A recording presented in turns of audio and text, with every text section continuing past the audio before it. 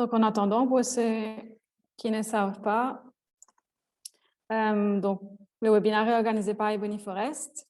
Ce n'est pas le premier webinaire, on a déjà eu un webinaire sur Reduce, Reuse, Recycle il y a quelques semaines, qui avait été présenté par Elisa d'ailleurs. Good job, Elisa. On a aussi un autre webinaire la semaine prochaine sur les oiseaux à Maurice. Donc, c'est pour mieux connaître les espèces endémiques à Maurice. Donc, ce sera la semaine prochaine. Et pareil, on peut s'inscrire sur Facebook. Et on devrait lâcher le lien bientôt. On a aussi pas mal de workshops et de conférences qu'on organise régulièrement. Et aussi, on nous donne des cours gratuits sur le sujet de la conservation et tout ce qui est related, donc tout ce qui est dessus. Régulièrement aussi, qu'on advertise sur Facebook. Si jamais ça vous intéresse de savoir que vous n'êtes pas sur Facebook, vous pouvez nous envoyer un message, il n'y a pas de souci. On peut vous envoyer directement les informations.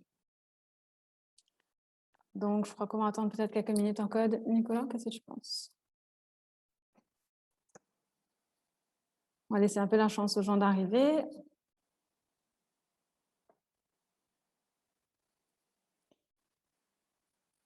OK. Donc, on va peut-être commencer. Et puis, ceux qui ne sont pas là auront la chance d'écouter l'introduction de toutes les façons. Donc, bienvenue à tout le monde. Merci aux participants d'être là et de jouer le jeu.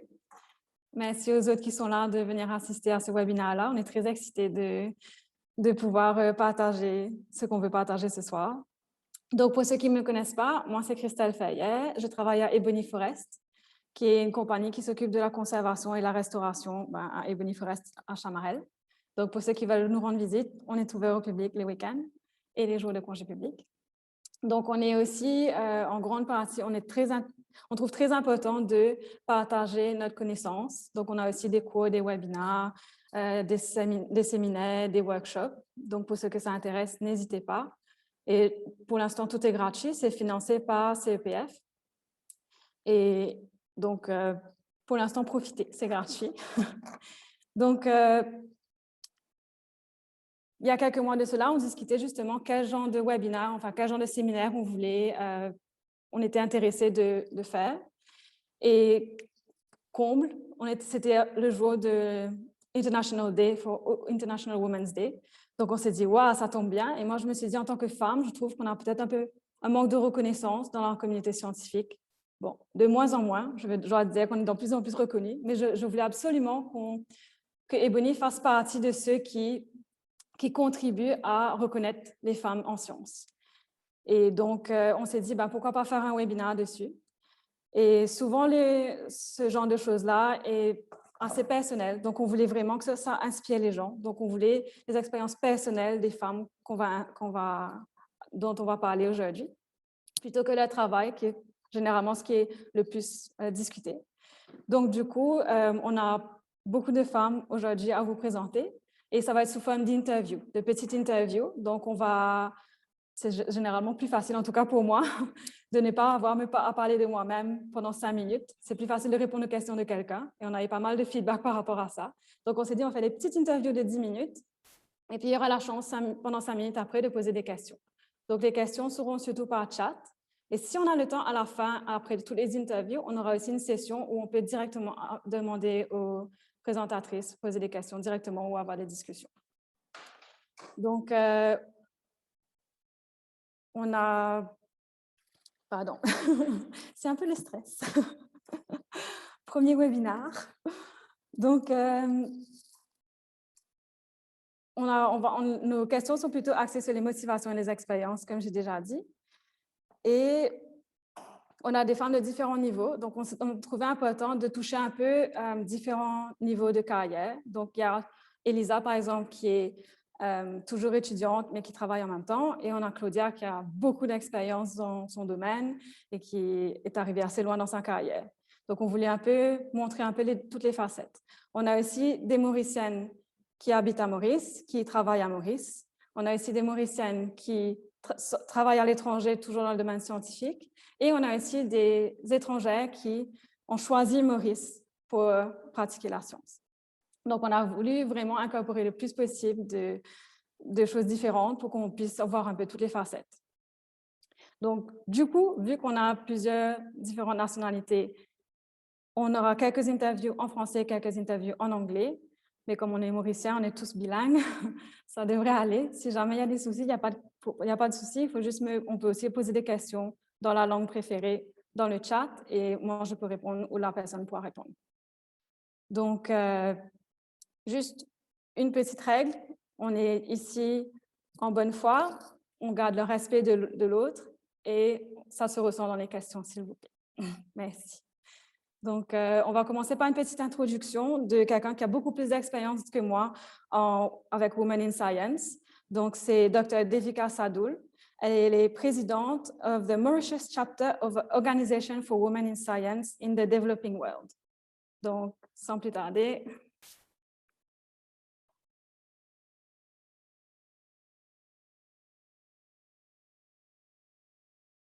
On t'adore un petit peu. Petit problème technique.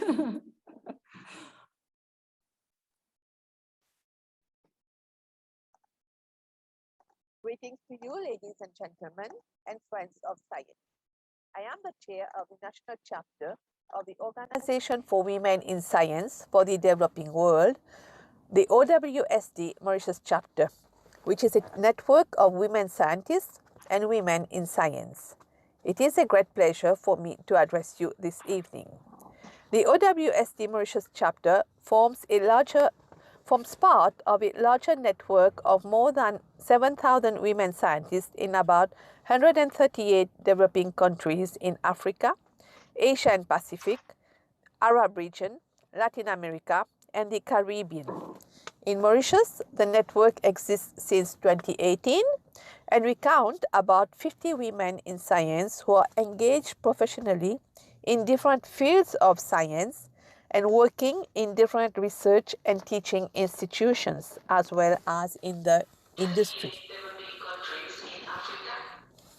Our network aims to foster networking and collaboration among member scientists, to provide a platform for valorizing the achievements of our local scientists, to contribute to the empowerment of scientists and the community at large, to provide opportunities for members to be role models, to inspire the younger generation to study science and engage in research. We do this through networking meetings, awareness sessions and webinars, interactive sessions with students as part of our outreach activities, collaborate with partners in debates and contests, and recently we held a webinar to mark the celebration of the Girls in ICT Day, and also we launched an art and science competition to raise awareness on the interconnection between art and science. We aim through our outreach activities to create awareness among the community and to instill the interest and passion for science. I thank Ebony Forest for this laudable initiative and to join hands with us towards a common goal. Through this brief presentation, you can have an insight of the types of activities and partnerships that we encourage for science awareness. The current situation in the world has shown to the population the undeniable contribution and significance of science and research in finding solutions and remedies to bring hope to the world. And it is our engagement to encourage the young generation to develop interest in science as a career and to join hands with us in our endeavors. Thank you for your kind attention.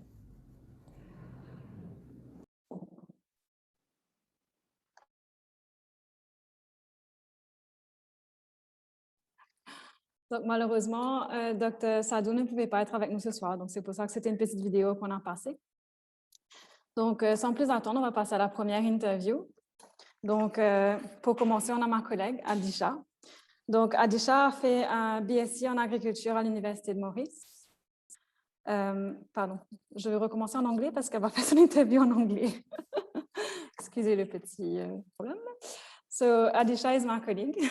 She graduated with a BSc in agriculture at the University of Mauritius. She joined the Mauritius Wildlife Foundation in 2013, where she worked on a lot of different projects.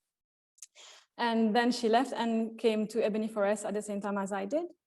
And she's an all-rounder with experience in plant restoration, plant propagation, nursery management, bird reptile conservation. She's the ace in our deck of cards. She can do everything. So, Adisha, why did you choose a career in science? Well, the short answer would be that there wasn't any other job. That was the my last option. Right. Anyone who's seen you in the field will know that's not the end of the story, right? Yeah, okay, I'll give you the long version then. So in agriculture, we had a little bit of field that was being carried out. And then I joined MRC, where I was an intern there for about 9 months. And I got that high of field, as we say. I think a lot of you working on field would know what I'm talking about. You can't stay at a desk for long hours or in front of a computer. So that's when I knew desk job wasn't my thing. It wasn't for me. So that's true. The job market was saturated, and the only option I had was to venture a bit around, have experience and see what's new. So I joined Mauritius Wildlife Foundation in 2013, and I started as a volunteer, and I loved the job. And I stuck there for 6 years later, which after that in 2019, we changed it again and came to work at Ebony Forest for the conservation work.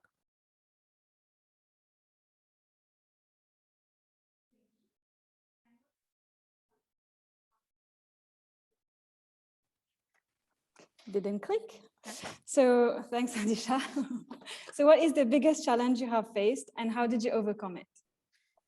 So I'll go a bit on the background. For women in science to be celebrated now, I guess it comes from a lot of women working in the science field, which was previously a male-dominated field. So we can say that like history bears witness on what happened. And now that it has come to where we are celebrating us women in science, our contribution, our recognition.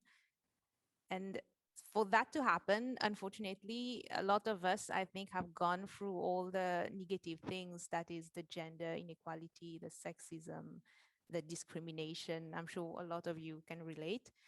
And as a female working in science, you have to be proving yourself again and again. You have to work harder to prove the same thing that your other colleagues are doing. So just for me, that challenge would be the judging bit, because you're being judged a lot that you're not up to the task, as you can do the job the same as everyone. But I've been lucky enough to grow in a household where I didn't experience much of that gender inequality bit. But then at work, when you do encounter that, when you do experience that, you're like, why this discrimination? Why it's happening? So when you start to get the feel of that thing, and I'm going into another anecdote. So when you talk to my colleagues, my superiors, then you know what's happening, and that because you're a woman, you're getting that discrimination. So to overcome it, you just have to be strong, I guess. And in my case, when I talk to people, one of my superiors, the advice that she gave me was that just think you're a threat to them, which might be true. That's why they're treating you so. So yeah.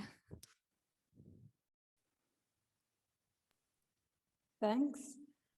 So what is the best piece of advice someone gave to you? The best piece of advice would be to persevere and work hard. And that applies, I think, to any field, anywhere. You have to surround yourself with people that empower you and see you who you are and what you're capable of. For women, I think it's a bit harder, especially in science, because, as I said, a male-dominated industry.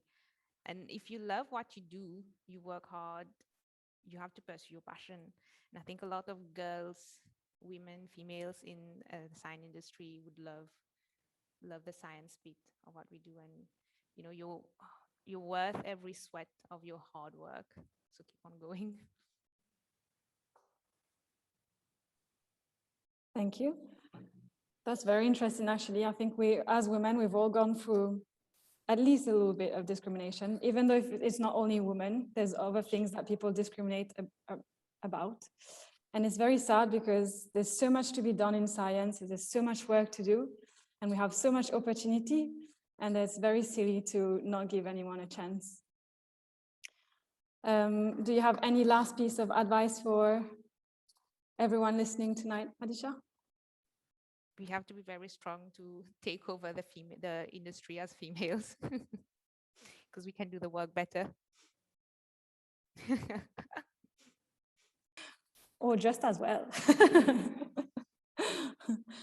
Okay, so we were a bit quick on this one, but does anyone have any questions for Adisha?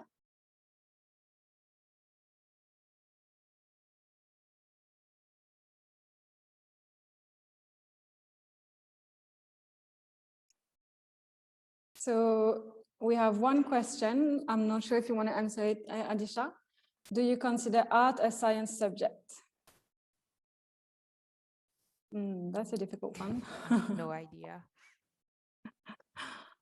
This is a bit about philosophy. I didn't invite anyone who's doing arts related to science, but I'm sure there are people who do that, who do arts related to science. So it could be an interesting one for next year, maybe. Do we have any other question? No? Okay, so thank you very much, Adisha. Donc, our next person to be interviewed is Céline Mitternick. Donc, on va passer au français. Donc, bienvenue Céline. Donc, Céline est le Marine Project Team Leader à Reef Conservation. Donc, pardon à tous les présentateurs en avance. Si je dis mal votre nom, si je me trompe, n'hésitez pas à me corriger. Il y a beaucoup de présentatrices et ma mémoire n'est pas la meilleure. Donc Céline s'est spécialisée dans de ses études et stages en biologie marine.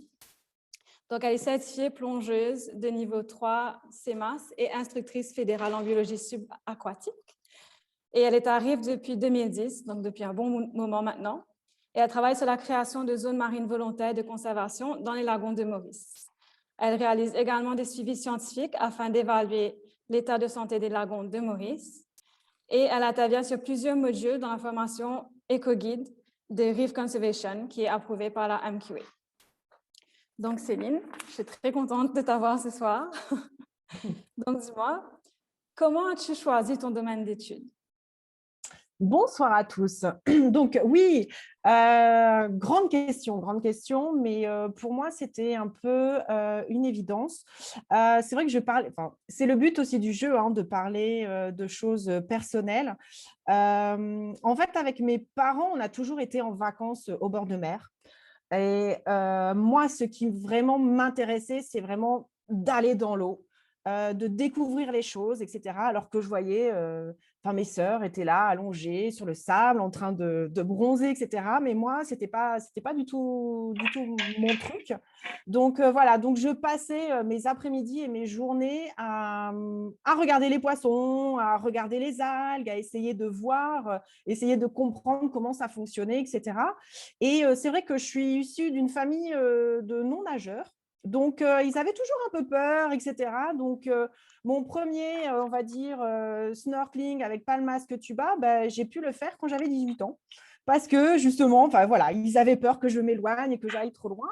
Et c'est donc à partir de ce moment-là où j'ai commencé vraiment à apprendre la plongée et pouvoir, en fait, aller au plus près de ce que j'aimais. Donc voilà. Voilà comment j'ai commencé vraiment à apprendre en fait la biologie marine.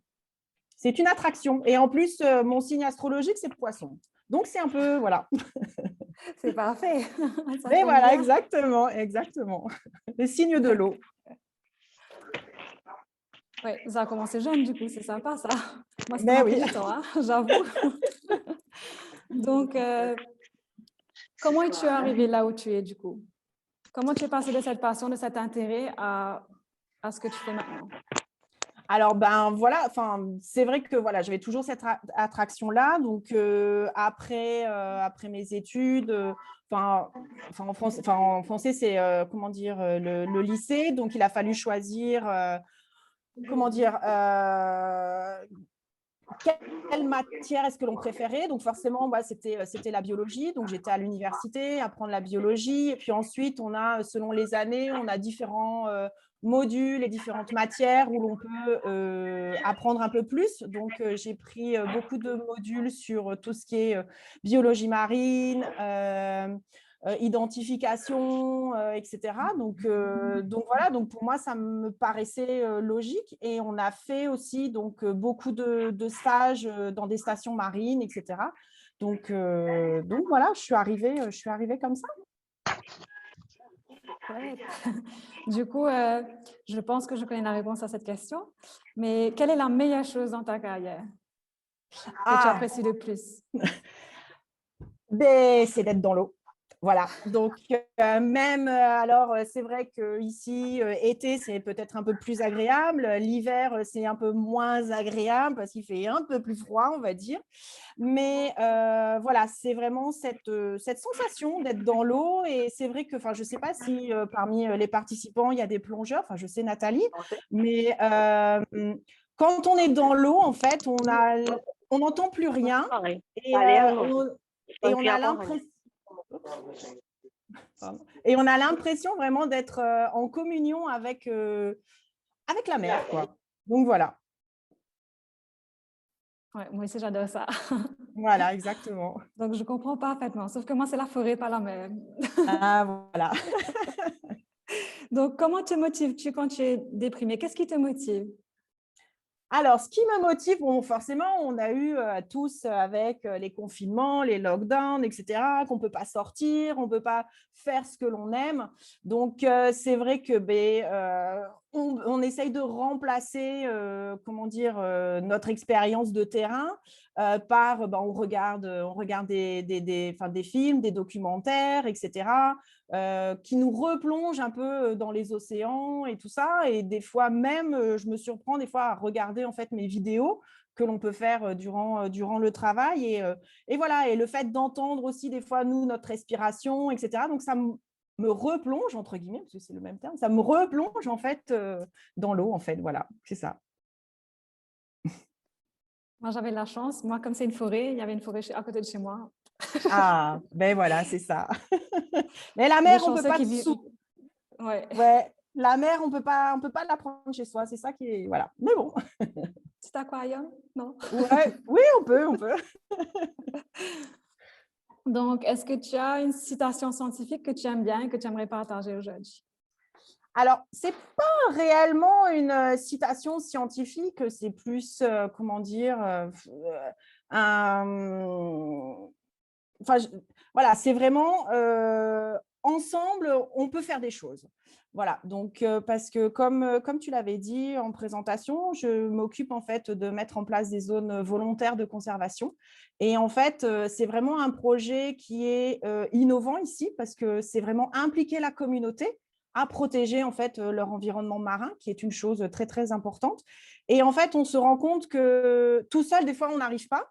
Voilà, moi, mon motto, c'est vraiment de agir ensemble, travailler ensemble, voilà, ne pas rester dans son coin, partager, etc. Donc, c'est vraiment, voilà, ensemble, on peut faire des choses et des grandes choses.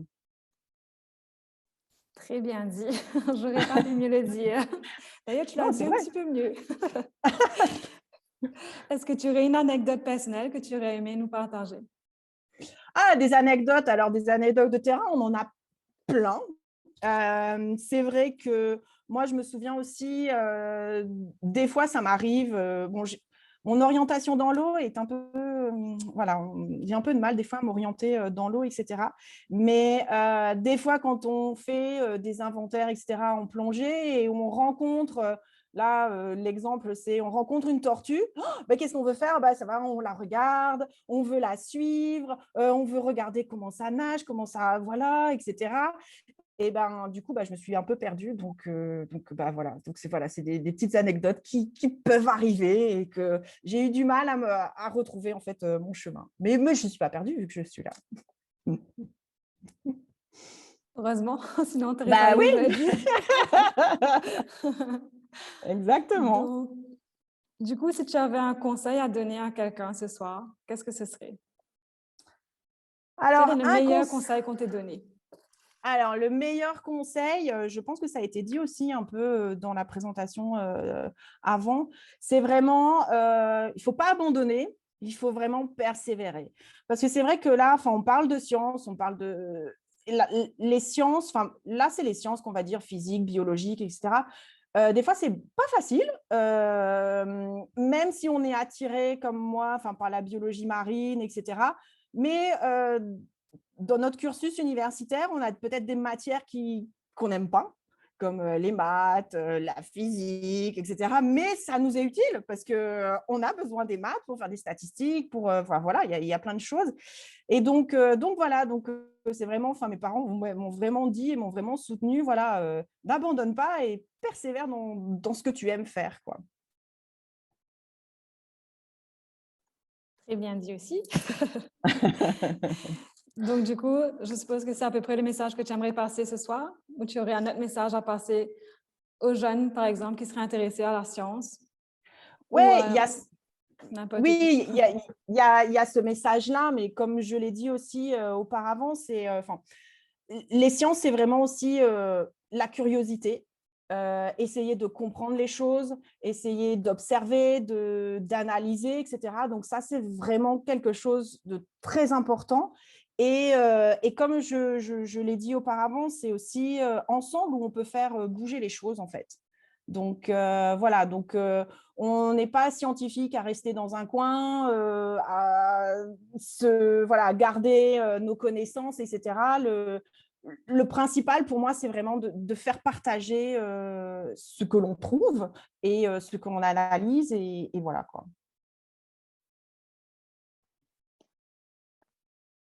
Oui, tout à fait. Donc, du coup, est-ce qu'il y a des questions pour Céline? Donc, déjà, je vois une question. C'est qu'à Maurice, c'est difficile de faire biologie marine, d'avoir un job dans ce secteur. Quelle est votre opinion? Exactement, parce que c'est vrai que Maurice, il y a des filières à l'université sur Marine Science, mais c'est vrai que Maurice est un petit pays. On n'a pas beaucoup d'organisations, on n'a pas beaucoup d'ONG.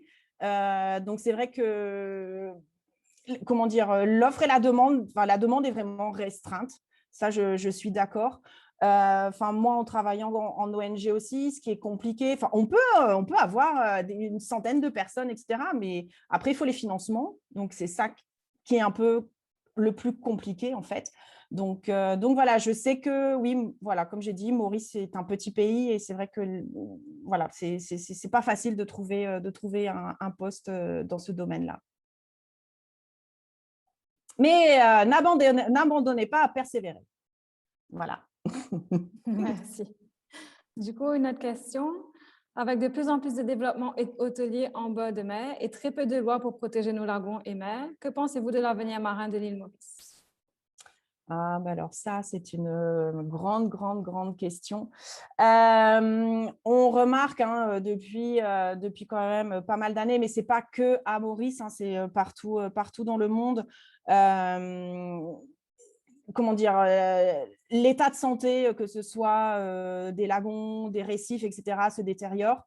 Il y a plusieurs causes. Il y a des causes qui peuvent être humaines, il y a des causes par rapport au changement climatique, ça peut provoquer aussi l'érosion des plages, etc. Donc, oui, c'est un problème, mais on ne peut pas non plus, limiter les constructions, etc. Ce qu'il faudrait, c'est que vraiment ça se fasse dans le sens de la protection de l'environnement, en fait. Voilà, donc c'est ça qui est important et prendre des mesures pour justement protéger l'environnement par rapport à ça. Donc, je suppose que c'est pour ça aussi que vous faites beaucoup de… comment on dit ça? Vous avez votre bis la mer, tout ça arrive. Donc, Exactement. Pour pouvoir faire de la sensibilisation. Exactement. Et non seulement ça va emmener plus de de reconnaissance, mais en plus, ça aide aussi pour trouver du financement éventuellement, parce que quand vous allez rencontrer les enfants sur place, les enfants vont parler à leurs parents, et de bouche à oreille, le message peut passer. Mais c'est vrai que c'est difficile, hein. C'est pas évident. Ah oui, et puis en fait aussi, ce qu'il faut dire, c'est que c'est pas comme ça du jour au lendemain où les mentalités, où ça va changer, quoi. Donc, ça prend beaucoup de temps aussi, quoi. Tout à fait. Et une autre question en anglais, mais je peux traduire si tu veux. Comment est ta collaboration avec le gouvernement, les institutions gouvernementales? Alors, on fait partie d'un groupe National Coral Reef Network, donc qui inclut différentes institutions gouvernementales.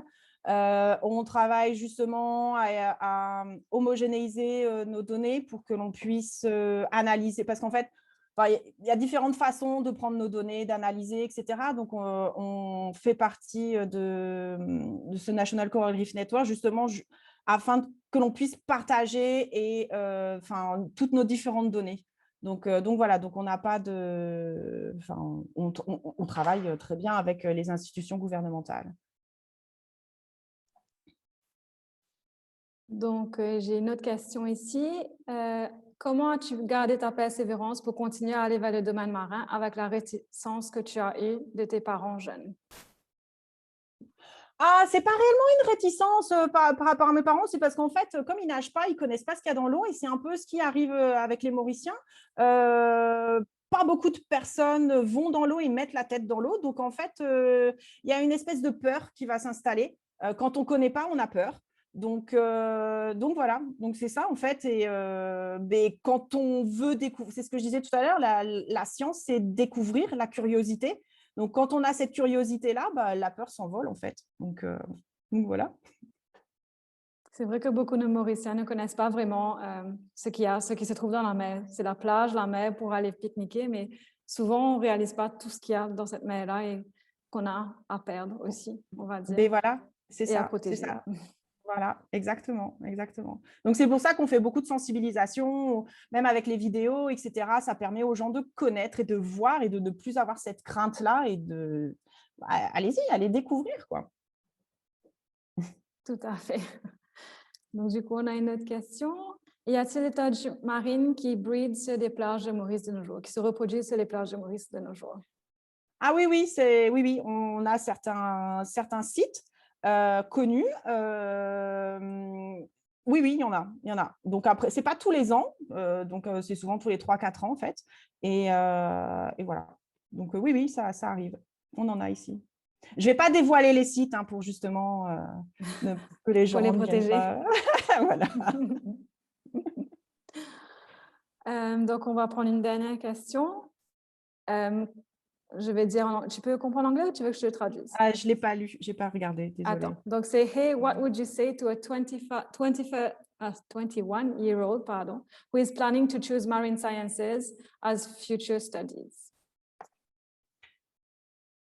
Alors,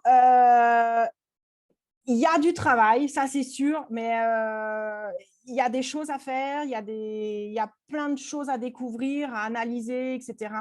Voilà, enfin, il faut y aller et il faut le faire. Je sais que, comme je disais tout à l'heure, après, c'est les financements qui sont un peu plus compliqués. Mais voilà, si la motivation est là, on y va. Donc, allez-y. Ben voilà, exactement. Pour la science. Voilà, Donc, voilà. Une dernière question du coup, parce qu'on a eu d'autres questions entre-temps. Donc, comment le Covid a impacté la vie marine? Ah, alors ça, je dirais pas impacté parce que là, on commence un peu à retourner dans l'eau parce qu'on a été un peu restreint aussi, nous. Donc, on voit quand même qu'il y a moins d'impact. Alors, quand je dis moins d'impact, c'est vraiment par rapport aux impacts humains. Donc, il y a moins de coraux qui sont cassés, il y a on voit aussi peut-être moins de déchets, etc. Donc voilà, donc ça a eu quand même quelque chose de positif par rapport à la vie marine, en fait. Tant mieux. Enfin, ouais, voilà.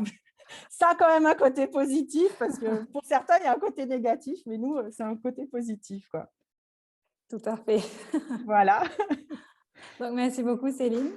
De rien. Et il y a d'autres questions, mais c'est peut-être si on a le temps à la fin du webinaire, on peut à ce moment-là répondre aux questions. Oui, pas de Je suis souci. très populaire, apparemment. Bah oui, je vois Ou en ça. tout cas, ton domaine est très populaire aussi. Ouais, c'est ça, je pense. Donc, du coup, on va passer à Ushna. Bonjour, Ushna. Il faut que tu tiennes ton mute. Bonjour. Oui. Bonjour. Donc, Ushna travaille comme... sorry. Switch to English now, because Ushna prefers Yes, English. please. So, Ushna works as a scientific officer for wildlife conservation at the National Parks and Conservation Service of the Ministry of Agro-Industry and Food Security. So she's been working more than a decade for the cause of biodiversity conservation. She worked on several biodiversity conservation programs, strategies, projects. She has also been working on a lot of different things, including with birds, bats, reptiles, snails, you name it, she knows it. So, Ushna, I'm very happy to have you today. Same And here. and I'd really like to know, how did you first get interested in science?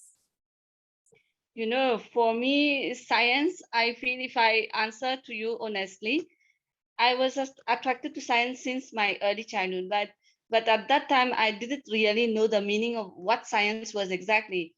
When you're a kid, you know, many among us, I am sure among the audience also, the youth listening to us today.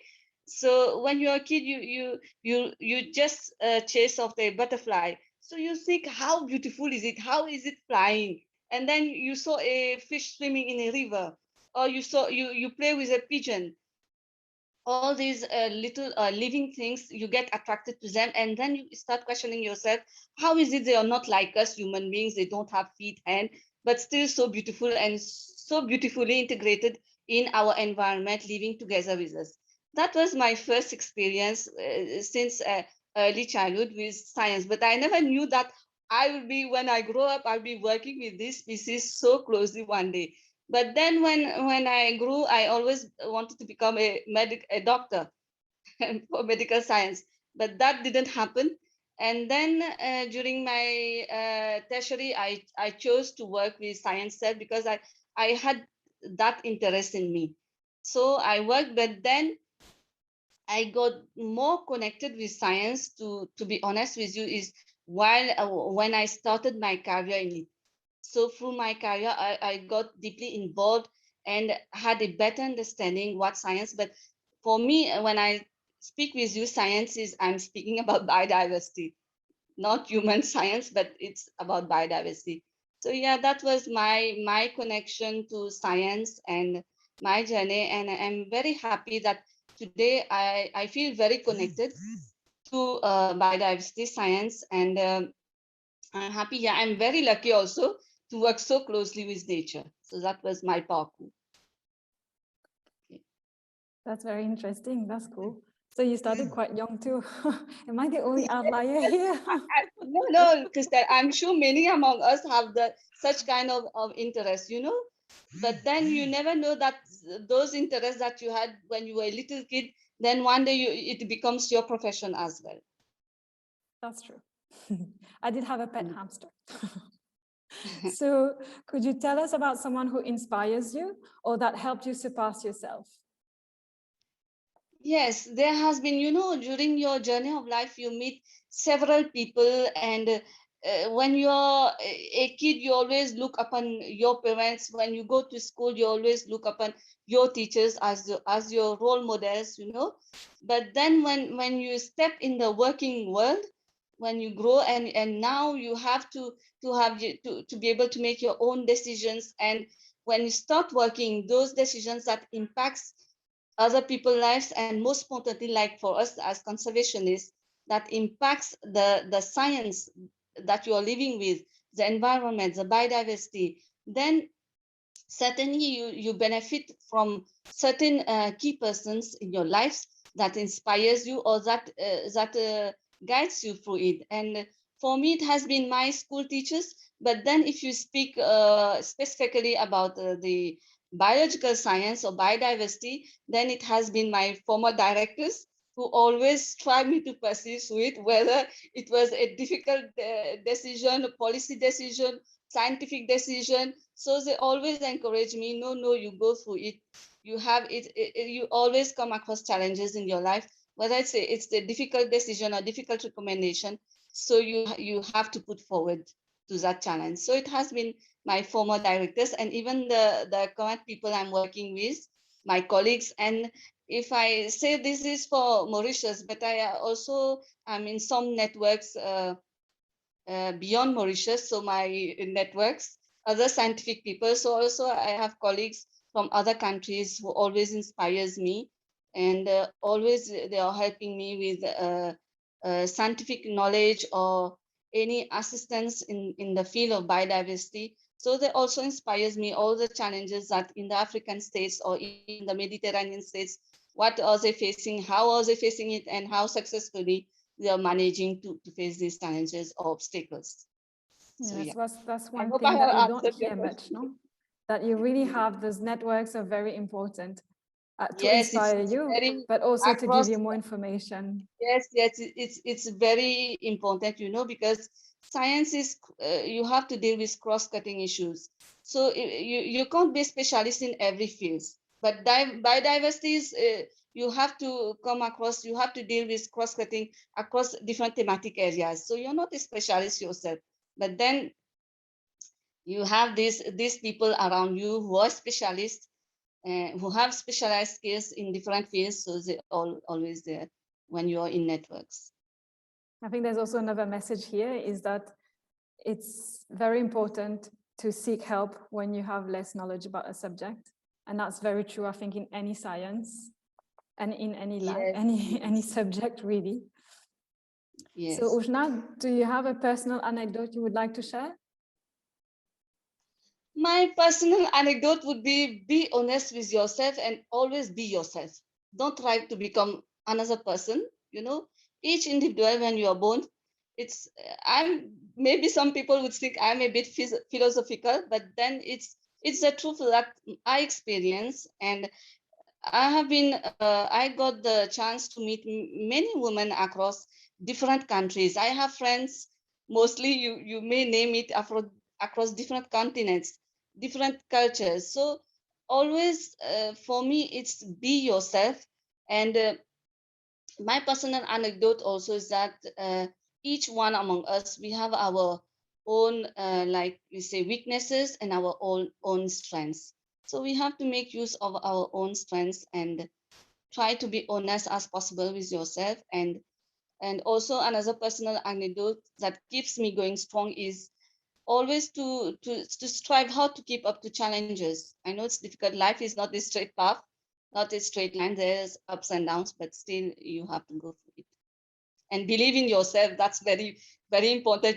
Crystal, in our world, when you have these scientific debates across the tables, then you have to believe, sometimes really you have to believe in yourself and then put forward all your opinions, scientific opinions, and wherever you put forward your scientific, it has to be honest. And I always say that it has to work best for what the interest of, like I say, for biodiversity, it works best for the interest of the biodiversity, so that is my personal anecdote. And I like the fact that you say that we always need to go to do more and push ourselves.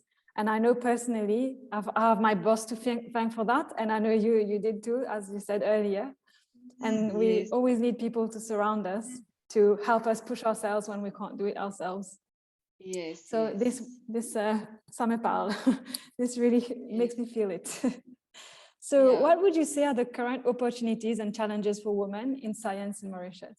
Can you hear me? I think I'm not on the video. Can you hear me, Christelle? Yeah, I can hear you, but we can't see your video. I don't know what happened with my phone right now. Let me try again. Yeah. There we go. We got you back. Just receiving. Yes. Can you repeat your question, please? Yeah, sure. So what are the current opportunities and challenges for women in science in Mauritius? Yes. The current opportunities, I feel that the youth of today is very much well aware about the opportunities that they have. So yes, because there are many opportunities, you know, for the youth. If I speak for Mauritius itself, so if we start by the lower secondary level, the education, we are in a democratic country, education is free, then you are able to complete your up to the secondary level and tertiary level. After tertiary, even the University of Mauritius, after tertiary level, even if you want to specialize in a field, then you have all sorts of assistance, be it in terms of like the MRIC, Mauritius Research and Innovation Council, that you have many types of schemes. And even across the borders, if you want to pursue with your scientific goals or anything like career-wise, you want to become a professional, I think there are many avenues there. What is important is what are your own goals in life, and you have to be honest with yourself and passionate about what you do and strive, work very hard. But then also we live in a perfect but still imperfect world. So there are also many challenges. There's so much of competition today among the youth today. So each one is striving hard. And then we have got policies, we have got strategies, we have got all the assistance that the private sector, the public sector, they are putting forward for the youth to grow and evolve. But still the scope for technology here, like in Mauritius, sometimes in certain specialized field is quite restricted. So I feel this is the challenges maybe for the youth, but we can hear for maybe we can hear more from the youth themselves. What are the challenges that they are facing? Yeah. So you're saying Yes. there's a lot of opportunities, you just need to look for them, and a lot of help to find those opportunities, you also need to look for them. But there are still challenges to face, which is the case anywhere, I suppose. So thank you very much, Ushna. Does anyone have any questions? It was my pleasure. I hope we have been able to inspire some of the youth. And to conclude, I wish to wish them all the best, and my heartfelt all best wishes for the youth of Mauritius, so they prosper, they work very hard, they have a good vision for the country, and first and foremost, good vision for themselves, and they succeed in whatever they want to be or they endeavor. That's to very look forward nice. in life. Does anyone have any questions? I don't see any at the moment. I'll give you a few minutes to type, otherwise we might just move on to Prishni. Okay, so no questions. So anyway, if you have any more questions, you can just add it to the chat, or we can ask Ushna at the end. So merci Ushna. So Prishni, there you are. Sorry, couldn't find you on my screen. I'm a bit tech, not very tech savvy, you see, as you probably noticed today. So anyway, Prishni is a Mauritian. She's an island conservation biologist, and she has done her studies at the University of Mauritius. She joined a part-time MPhil PhD bioresearch program in December 2015 at the same faculty, and she got upgraded to a PhD program in 2019, which she is now enrolled in. And her research focuses mainly on island plant conservation, especially plant-animal interactions and impacts of biological invasions. She also worked part-time research as a research assistant at the Alliance of Biodiversity International and CIAT, whose head office is based in Rome. So you can add anything if I forgot anything, Prishni. I will, yes. Okay. So I'm very happy to have you tonight. How did you get to where you are? So good evening, everyone. Thank you very much to Ebony Forrest for having me on the panel to share my experience as a young woman in conservation, I would say. So yeah, how did I get here? I would say my journey into conservation was not pre-planned. It happened quite organically, actually. I always had a very keen interest in nature and fascination about understanding how nature functions. And my mother and my teachers at college, they played a major role in inspiring and motivating me to study biology. And I still remember one of my biology teachers, she was explaining how, the cell membrane functions, and she had this fascination about explaining this to us. And in the back of my head, I was like, she must have explained this 1,000 times to many students prior to me, but she still had that kind of, enthusiasm and fascination about how a cell membrane functions, and she was trying to transmit that to us. And this was a repeated scene at university as well, where I was following lectures on ecology and conservation. And this time it was Dr. Vincent Florence. I think he's in the audience. So he always, through his lectures, he was emanating this kind of enthusiasm and passion for biodiversity and the urgency, the necessity to conserve our biodiversity and to help in sustainability. So I thought that someday I want to be that kind of person who convey that kind of enthusiasm and fascination for nature. So as we were nearing the end of my undergraduate degree, I had to think about finding a job. And then during one of his last lectures, Dr. Florence said that there's a job opportunity to be a project coordinator at the Citadel Revegetation project in Port Louis. So I said, yeah, why not? And I applied for that. I think back then we were 14 in our class, and there were only 2 persons who applied for the job. And it was me and my friend Ravi, and we became co-coordinators on the project, and we worked on that part-time for almost 2 years. And then back then, I always had this thought of pursuing a PhD. So I was having discussions with Dr. Florence, and he proposed a project on Roussia simplex, which is an endemic genus in Mauritius. So the transition came very organically. I embarked on the PhD journey with him as my mentor and PhD supervisor. So that's how I got here. Wow, that's very smooth. And so what is the best thing about your career? The best thing about my career, it's being completely drenched and to the bones with your socks and your shoes in the mud in the middle of a cloud forest, waiting for the rain to just stop, and thinking about warm clothes and hot peeping tea and homemade bhajias that's waiting at you at home. So I think it's being in nature, actually. Look forward to my field trips. Sometimes it's very hard, but being in nature, in the forest, has always had a calming effect on me, and it always reminds me of one of my favorite quotes, from William Davis, from the Songs of Joy and Others. It says, "What is this life if full of care? We do not have time to stand and stare."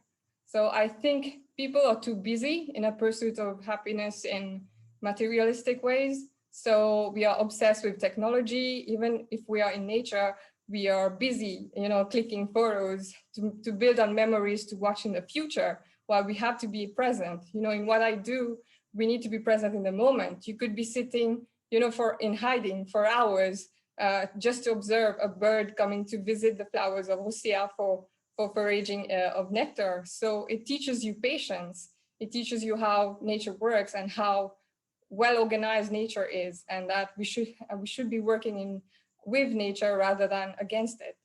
So I think that's the best part of my career so far. Yeah. Couldn't agree more. And I felt that comment about the hot piping tea when you're drenched. I think we've all been there. Anyone working in the field. Anyway. So what motivates you? How do you stay motivated, except about thinking about the tea and the cakes when you are feeling a bit down? How do you stay motivated? So for me, I would say, the fact that it was a personal choice to be in this field, it was not imposed on me. So from the very beginning, my father has always taught my sister and I to always choose to do something that you like. And was it choosing our subjects at college or choosing which degree to pursue at university? So we always had the choice. And also about being passionate about what you do and dedicated. So I think passion guides you a lot, and it helps when you're feeling low. And when you decide to go on a certain path, obviously you have to face the ups and downs. So it's obvious that you get difficult times sometimes, but then I think I have the relentless support of my parents, my sister, my cousins, and I have a small circle of friends, but they're always there, you know, to cheer me up and to have a pep talk whenever needed. And among these friends, I would say I have very strong women. Adisha, who was just there, is one of my very good friends, and it's very motivating, you know, to see her being on field all week while I'm there, you know, once or twice a week, and it's very exhausting. And also there's my friend Ashmi Bansi. She is working on cave bats, and she is visiting these cave bats and catching bats till midnight when, you know, people would not even venture in these places in broad daylight. Or I have Gitika Banda. She's working on impact of frugivorous bats in orchards. And so this is a very controversial subject, you know, based on human-wildlife conflict. So being surrounded by great women is always a pleasure, and it's very motivating in itself. And I would say music. Music is, I think, it could heal everything. If you're feeling low, you just put on some upbeat music, and then you're back in the mood, you know, and it just lightens you up. And also, I think the thought of contributing to something bigger and a selfless purpose beyond just a degree or a salary. You know, for example, through my job, I'm helping to ensure global food security. And through the PhD, I'm trying to find solutions to save threatened island plants that will persist for generations to come. So I think that's what keeps me going. Yes. I would also add, I know I've been supported by great women too, but also great men. I think we can't not thank them too. They're also behind us. They're also doing great things. I thought to encourage the women, so I mentioned them. Yes, that's true. There are some amazing men as well. Yes. So what is the biggest challenge you have faced, and how did you overcome it? Yeah, so this is gonna sound a bit ironic, I think. I think being a woman itself is challenging, especially in the conservation field, you know. How, you might ask? So, well, firstly, our office scenario is not a typical office, you know, like 4 walls. It's the forest, the mountains, for Celine, it's the sea. So we are always constantly thinking about safety, even if Mauritius is a relatively safe country, I would say. But when you're working in these places, you know, you're rarely advised to go and do this alone. It's rather difficult to explain to people why you do what you do. It's always a question of, oh, yeah, but it's unsafe. How are you going to be there alone? So I think for a woman, it's more difficult. You will not question like that if you're a man. You know, you could go alone in the forest and mountain, and it's fine. But yeah, but I would say I've been lucky to have friends and volunteers to help me out on field, so I'm always accompanied. And another thing I would say is self-doubt. I think women have this ingrained inferiority complex.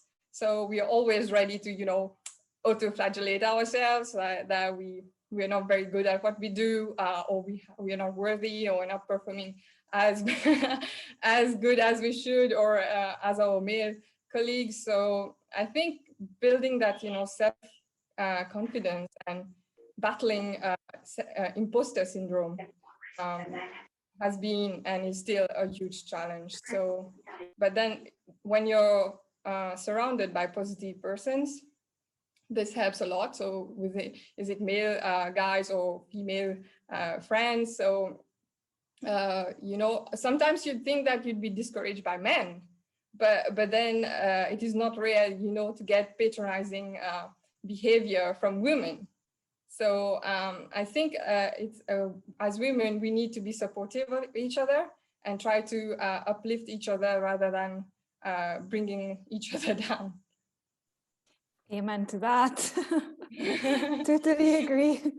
I also felt that comment about it being difficult because people think it's unsafe for women to do it. I had to convince my parent quite a lot in the beginning until they realized I was in it to stay. Yeah. And my grandpa thought I was working in tuna because I said I worked in conservation, and conservation is tin cans, and tin cans is tuna in Mauritius. So I had a lot of weird experiences with people not thinking I was understanding what I was doing, really. So one last question for you. What do you think are the current opportunities and challenges for women in science in Mauritius? Yeah, so I think there are quite a few avenues for women in conservation, I would say. When I started my PhD, I was the only student enrolled for the course of ecology and conservation.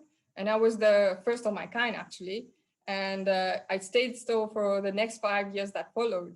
So, but today our group has increased. So I mentioned 2 of the students earlier. So there's much scope for research in ecology and conservation, especially because we are in Mauritius, which is a biodiversity hotspot.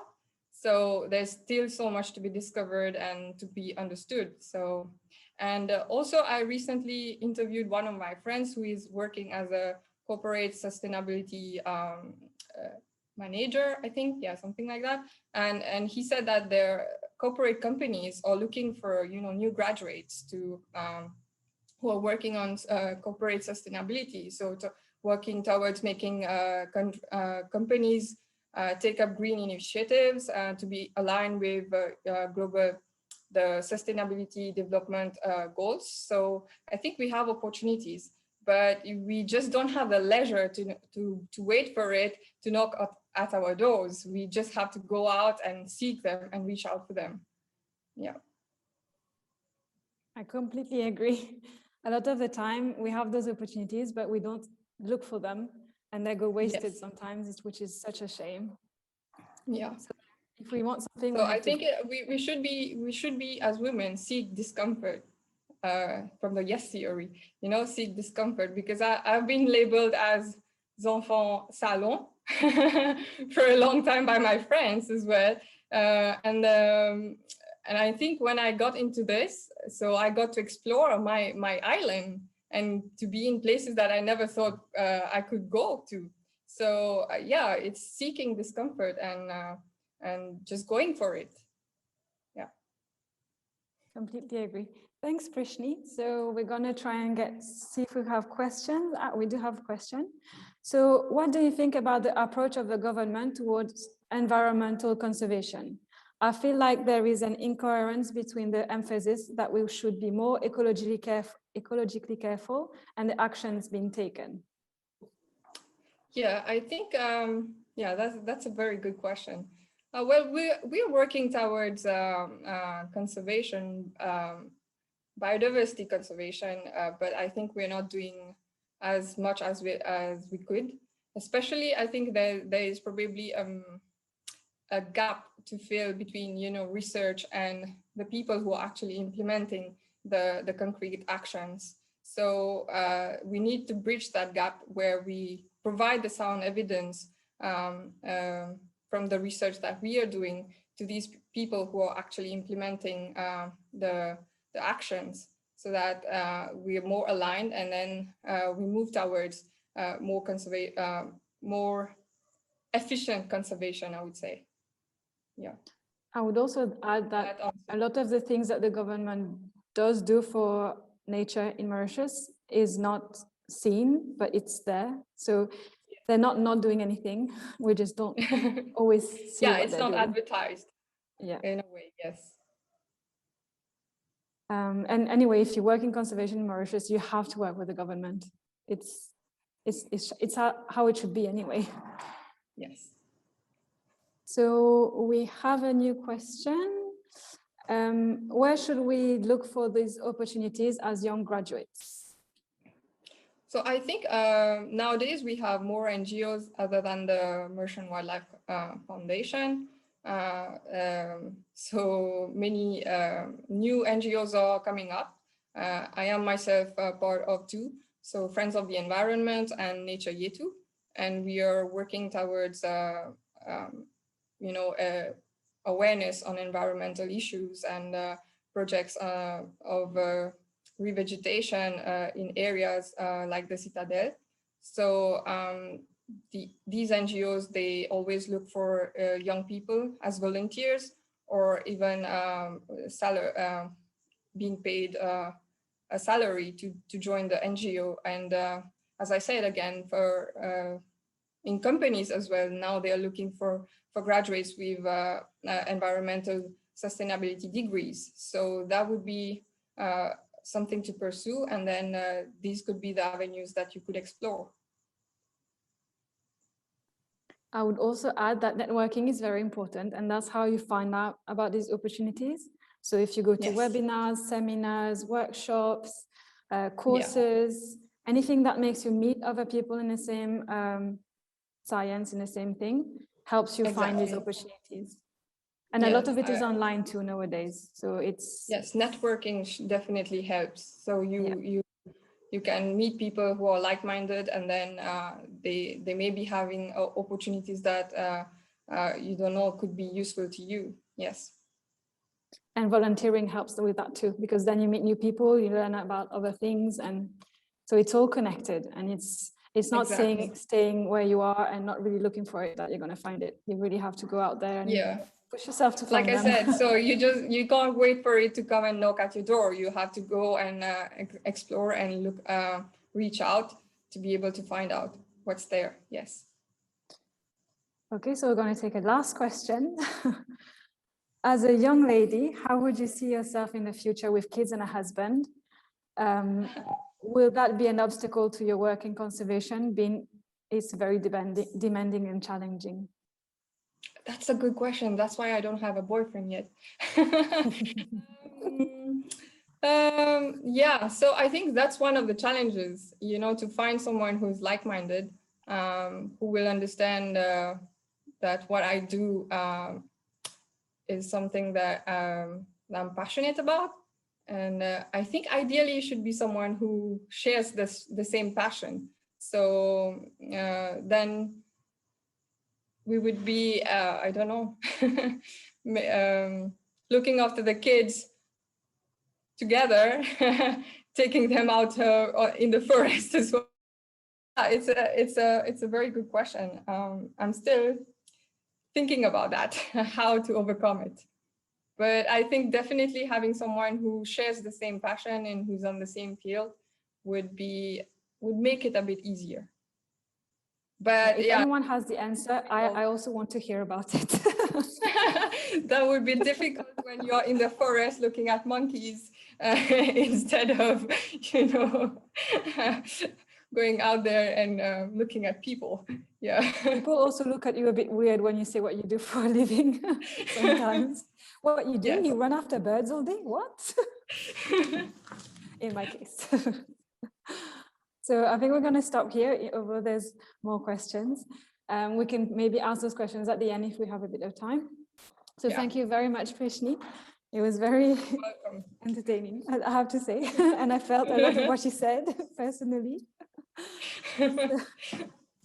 So thank you very much. So we're going to go to our next speaker, which is Devina Lebin. So Dr. Lebin, paperwork. So Dr. Lebin is a postdoctoral, it's been a long day. So Dr. Devina is a postdoctoral research fellow at the University of Mauritius. I got there. She holds a BSc in agricultural biotechnology and a PhD in natural products from the University of Mauritius.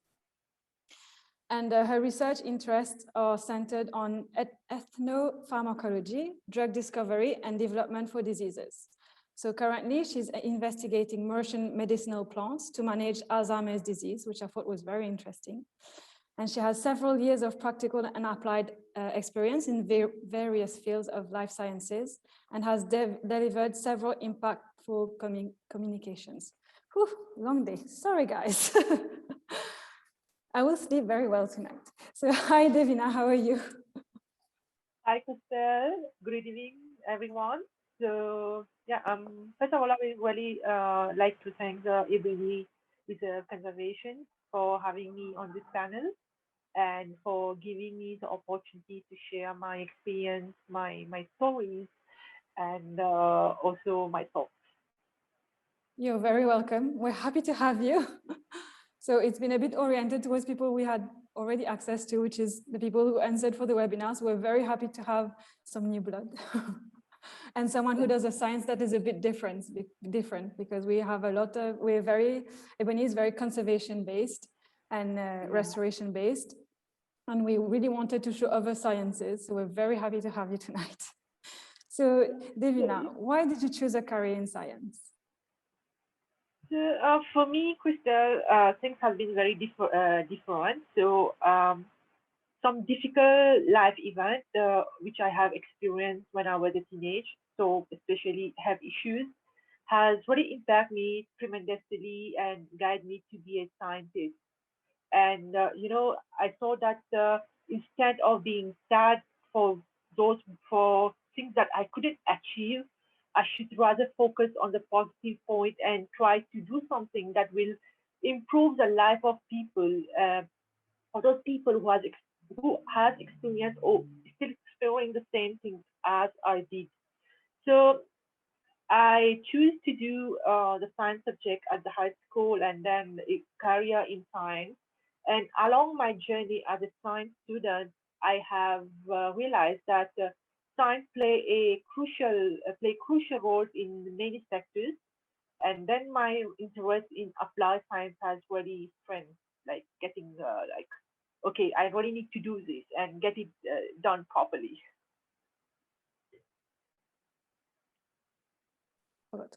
Hi, so very good. Okay, that's very interesting. It's a bit different from what we've heard before, which is very nice and different because we hear a lot of the same stories sometimes, and it's good to have another point of view.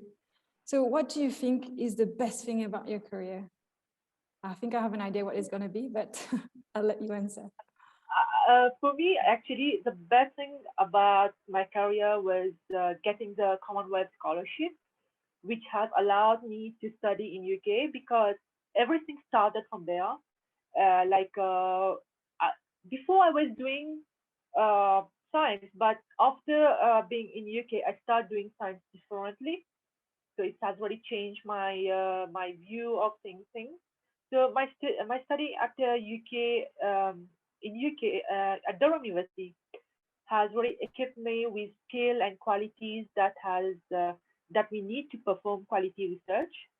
So studying at Durham University was an enriching experience, not only professionally but also personally. So for me, the biggest thing was that, and then there was many other things that has really come up along the way. As they usually do, no? Yeah. So what would you hope to achieve in the next 10 years? One of my biggest hopes is to contribute to place African research on the global map. And I'm really hoping to, contribute or to drive initiatives that will develop and build and develop the Mauritian economy. So I want to do something that will bring positive change and sustainable solution to our challenges that we are facing today. We have so much potential. It's a shame that we're not more recognized worldwide. So I really agree with you on this one. Could you tell us about someone who inspires you? My role model is etiologist Dr. Jane Goddard. Actually, I love listening to her interviews, watch her TED Talk, reading about her. I feel that the way Dr. Goddard has really navigated and proved herself in a male-dominating field is commendable and very inspirational. And we women should really learn from her and try to do things that we can prove ourselves and make our place in the science field. I think a lot of us know exactly who you're talking about. At least anyone who's watched documentaries and looked a bit about women in science. She's one of the figureheads. Yeah. So I feel you on that one. What would be the best piece of advice that someone has given you? So my father and my biology teacher has given me the same piece of advice, the best advice. So as I said, like, as a person, especially as an educated person, we really need to give back to the society. We need to be an active citizen and help people without expecting anything in return. And they also mentioned that we will get the fruit of our good deeds in one way or another. And I have been applying this advice at several stages of my life, and I'm really happy to help people um, and students at the university and my colleagues. And just to add to this, I also joined NGOs to work on different projects. For example, I'm part of the Junior Chamber International, and we are working on projects that really focus on environment. And we have this different. We have actually one project working group called Green Action that really englobes lots of different small projects that really contribute towards raising awareness about the environment. And do you have a message or advice for youngsters that might be listening to us, be it women or men? Yeah. So if you really want to pursue a career, whether it is in science or any other field, just go for it. I know for various field opportunities are very limited and challenges are numerous in Mauritius, but still never give up. We always say that failure is an option, but giving up is not an option. So just try to pave your path yourself, and you will see that good things will come around your way. And if it is for women, I would say, like, the world needs science, but science needs women. Amen again. Yeah. So thank you very much, Devina. We have a comment/question, so I'm going to read it aloud. There is a lot of people out there who are passionate by the environment and who are willing to change their lifestyle to have a more man-nature moment, but who academically finds the science subjects to be hard. Do you think that even if someone is a slow learner academically, can they still pursue a career into environmental conservation or other science? Definitely. Maybe I should add that I'm a late bloomer. When I was at college, I was not so brilliant. I will feel ashamed to tell about my high school results. So better we don't go on it. So even someone is good academically, they can really excel in things that they want to do, because when you have the passion, you can really do it. I will really like to mention here, in the group where I work at the Junior Chamber International, the Green Action Group, I'm the only one who has done biodiversity conservation. No one is a scientist in the group, and they're learning and they're doing well. So this is a way we can really go for things that we really want to do. So just go for it. Try to if you think that you don't have that academic background, but what will really take you there is experience. You can volunteer with NGOs. You can go and work on different projects. You can share your ideas. You can make YouTube videos. You can just go in the nature, take videos, raise issues, raise awareness. So definitely there is a way. I would also add that I have a lot of my colleagues when I was still at the Mauritian Wildlife, who had come straight from school to do the work, and they were one of the best people sometimes. So it's not about learning through like academy. Sometimes it's about experience and learning and the passion. Like you need that passion. I wouldn't go into that kind of field if you weren't very interested about it and passionate about it. Otherwise it gets very hard. And when it gets hard, it's difficult to deal with the problems. So we have another question, which is, I recently graduated with a degree in biotechnology, and I feel that my degree is completely useless. Employers are looking for people with years of experience while not willing to provide internships. What do you advise for a biotech graduate as you are one yourself? Actually, I can relate to her story because I have gone through it, and it's really difficult to get a job in the field of biotechnology because this is an undeveloped sector in Mauritius.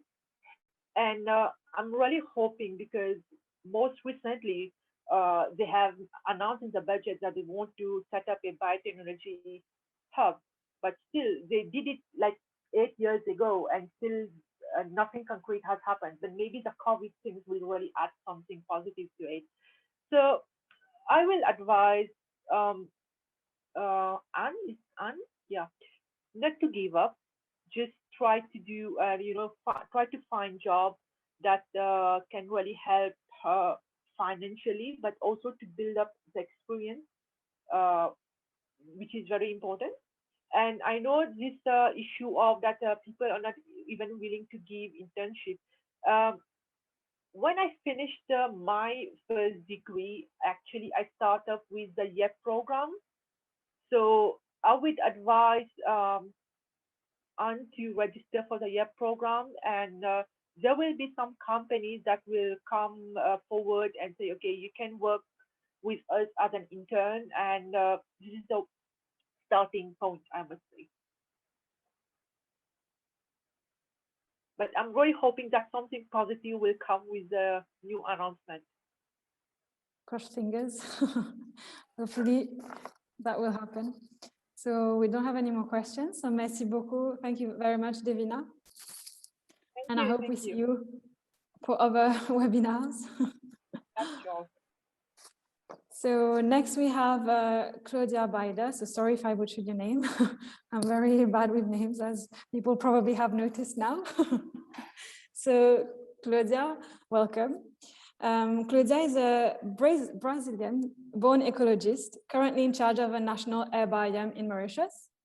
Her main research interest is in the conservation of biodiversity in tropical terrestrial systems, focusing on the Amazon and the Atlantic forest, and more recently, the mascarenes within the Madagascar and Indian Ocean biodiversity hotspots, where she investigates the impact of invasive alien species on the biodiversity of tropical forests.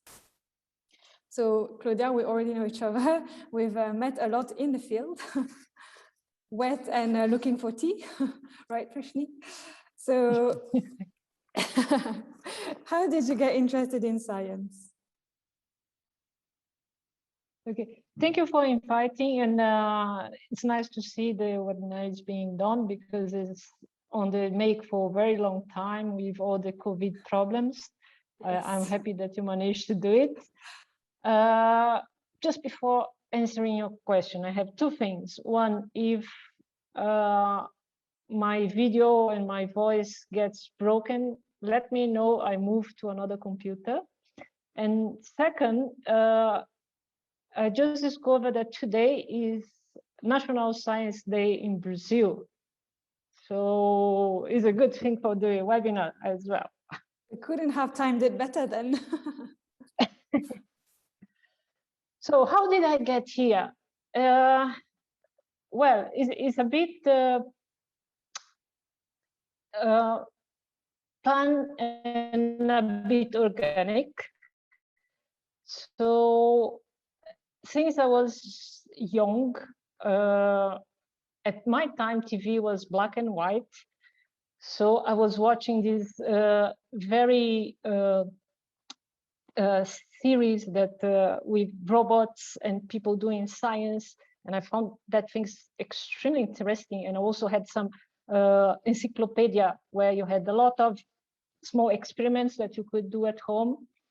And I said, I want to do this kind of thing when I grow up. So, and when I was at school, primary school, primary school for us in Brazil is much longer, is 8 years. I had a teacher of science, and he was making us do experiments and things. And one of the things was you went to the top of the school and you're throwing paper balls and things to see how the paper is going to fall. And that thing was super nice. But he was giving much more classes on biology. And I found nice. So I said, okay, I'm going to be a biologist. But I always wanted to be a lab biologist. So I went to university, I started my first year. Second year, I managed to get an internship to work in a lab. First day I arrived there, the person said, you're going to help someone doing a PhD because he can't do the experiments anymore because he got an allergy. He's working with rats. And what you need to do is to poke the eye of the rat to remove some liquid. In the beginning, you are going to make some of the rats go blind, but with time you learn. And I just look and say, okay, I'm out of here. This was my first day of science work at him. So afterwards, I got another internship to work with flies to see some hormones and things like this. And the whole lab was all the windows with aluminum foil because you couldn't have light from outside. Temperature is regulated, so you never know if it was day, if it was night, if it was sunny, if it was rainy, if it was cold or not. And I said, it's a bit boring, this kind of lab work. And at the same time, I was going to third year of university, and we started to have more field trips for botany and ecology. And I said, it's interesting. And I started then working much more with this. And I never thought I could do it. But yes, I manage. So this is how I get to be a field biologist. And what are you currently working on? So the thing is, when you are working on an island, in the end, you work with many different things. It's a bit different when you're working, for example, when I was working in Brazil, you get much more specialized in some subjects. But here, because things are much simpler, so I'm working much more in different projects, but they're all related, of course, with biodiversity, but the base is plants, plant-animal interactions in the invasive species, and also working with native flora, so looking at new species and all these things. So it's quite varied. So we don't get bored because there's so many things to do. I have to admit, that's one of the things I really like about my job too, that there's always something new to learn, so you can't get bored. If you get bored, it's that you're not doing your job well. So what is the funniest and most memorable thing that has happened to you while working in science? Well, I think there are a number of, I went through a lot of different things, but usually I think that there's some of the funniest things are related with the people you're working. So for example, I was, for my PhD, I work in Amazonia and I work in an indigenous area. So I was working with, in the field station for research that was a kind of 12 kilometers from the settlement of the Amerindians, and they invited us for a special party that they had every number of years, and I was chosen as one of the 2 women that could dance in that day.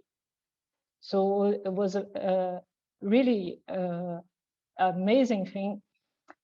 But the thing is, first, I didn't know how to do, so I was learning, I was going and dancing, and you need to be all painted, they shave your hair, they remove your eyebrows. So you look a bit different from what you are. And then at some point they stopped the music and someone came with a big pan with water, giving one by one water to drink. I was the last one in that queue. And you see each one drinking, and I know that some of the people over there had some diseases, and I said, what do I do? I want to run away, but I can't. So yes, I drank that water. After almost 50 people had drank from the same pan. Yeah, that was a nice experience, because it's also the culture that comes together. It's not, when you do this field work as well, it's not only the biology, but there's a lot of social interaction, even with people that are more similar to you as well. So you learn from all the ways all the time. You're a lot more courageous than I am. I don't think I would have been able to drink that water. You had no choice. Yeah, I guess. I probably have ended up sick knowing my weak biology. So what's the piece of advice you wish someone had given you?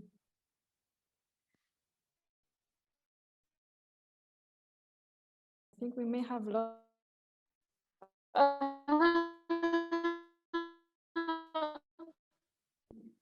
Claudia, we can't hear that very well. Could you say it again? You can hear me? Okay, now yes. You want me to move? No, I didn't say. I was, if you can, do you want me to move computer, or you can hear me? Okay. So some of the people who have been talking before, so when I started as well, there were a number of women, but not as many as today. And so there were a few role models. But I think one of the advice is that science is not something that you do alone. You need to collaborate with people. And I think the problem is, especially when you're young, some people that are older than you, or your senior, your boss, or your supervisor, sometimes they try to impose themselves on you and take advantage of what you're doing to for their own benefit. I think this has been changing quite much through the years, but I think this is important. You need to stand your ground. You need to keep the ethics of science, and know that there's a lot of hard work, as Adisha said as well. Even today, you have a lot of problems of sexism, but whatever minority you are as well is a problem. So you need to really be strong and do the work and believe in yourself, because I think Prishni has said, as women as well, we tend not to believe so much that you can do things, but you can do it because you are just a human being.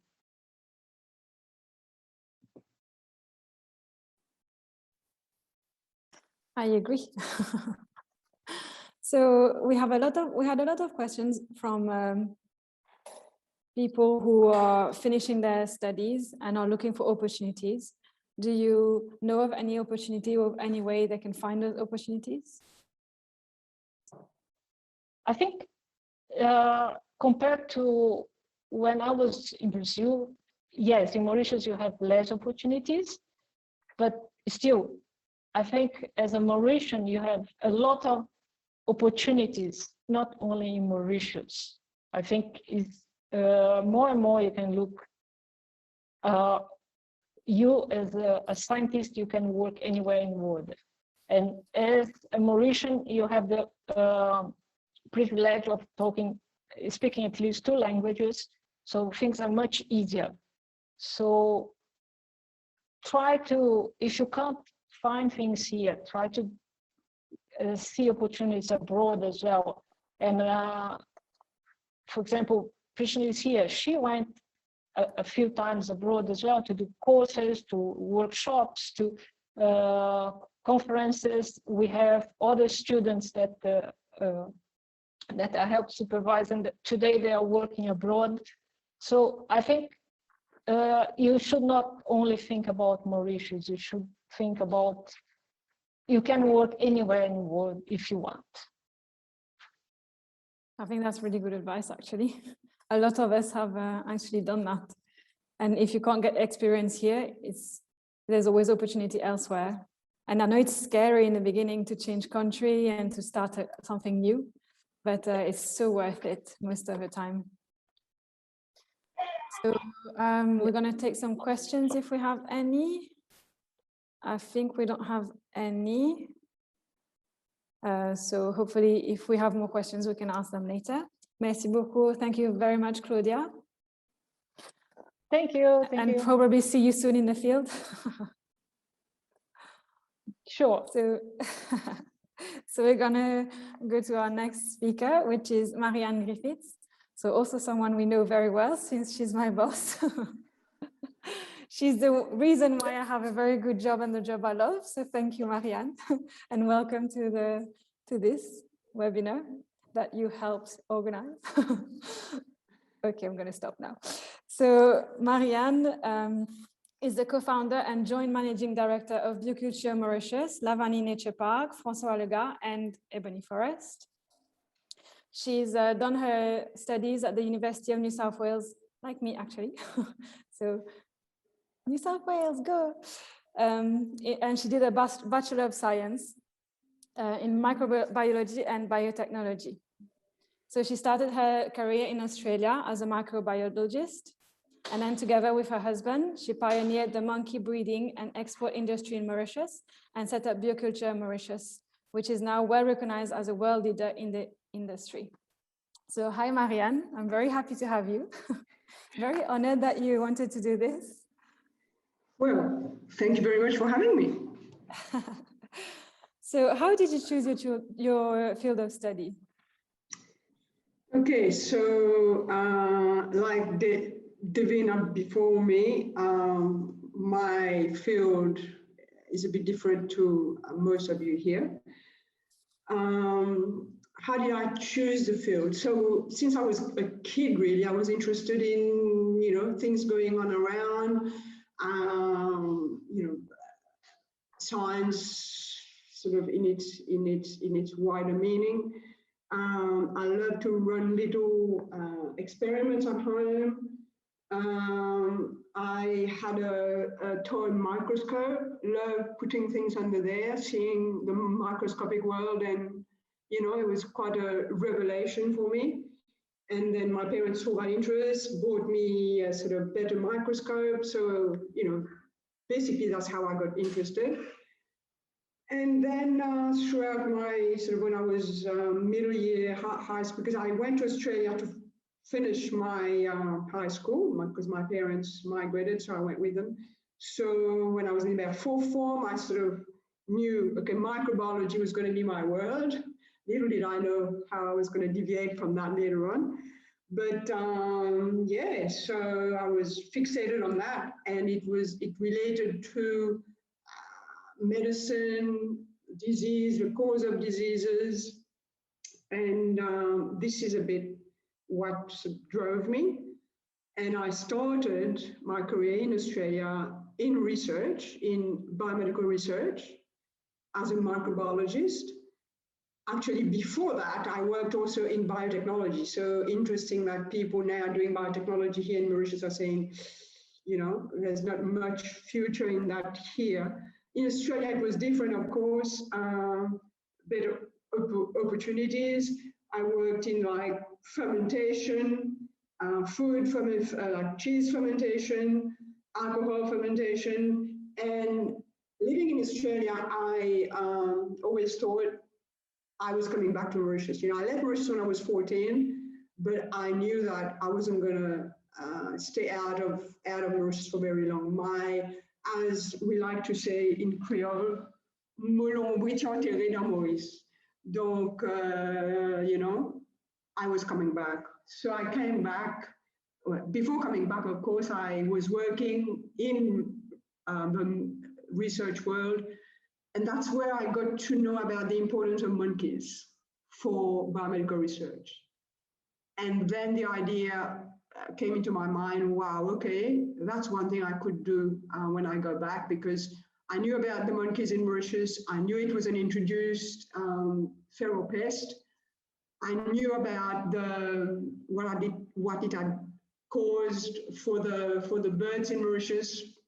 So that's where the idea came from. Wow, okay, there's this pest. What about going back to Mauritius?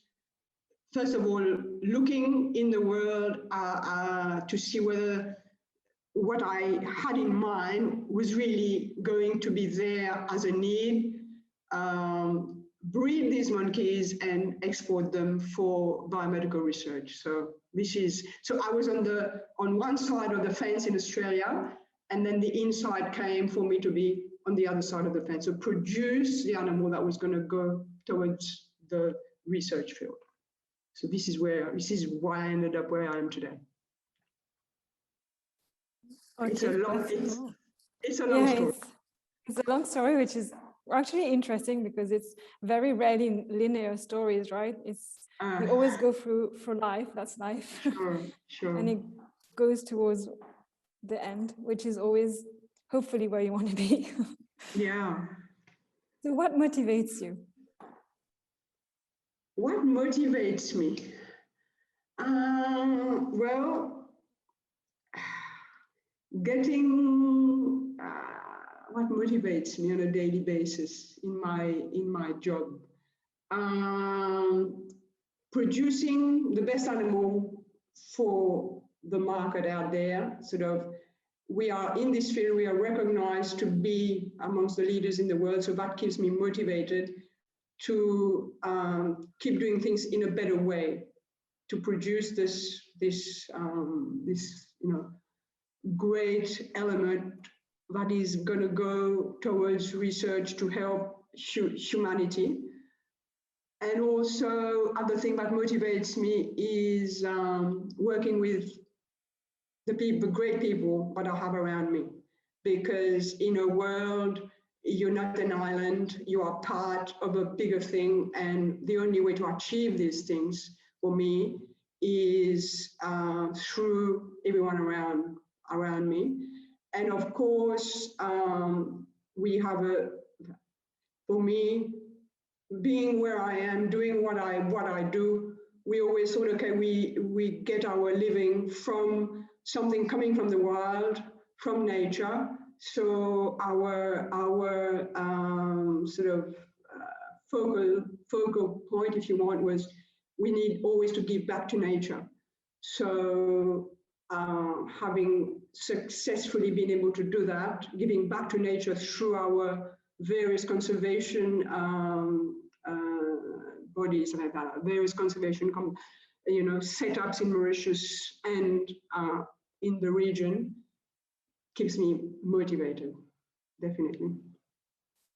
Do you have a science quote that you'd like to share with us?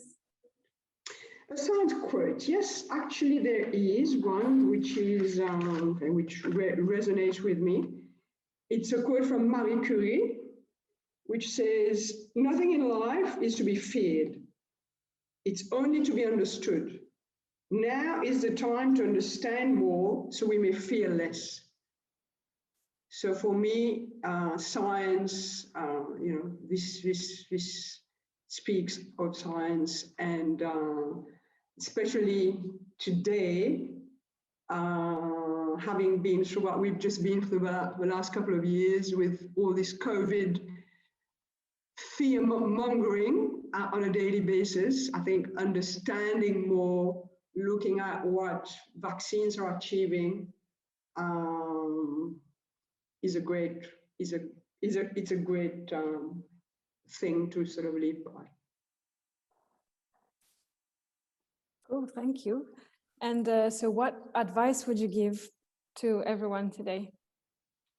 Be it someone starting or someone already in the field in science? Well, as a lot of people speaking previously have said, we live definitely in a male-dominated society.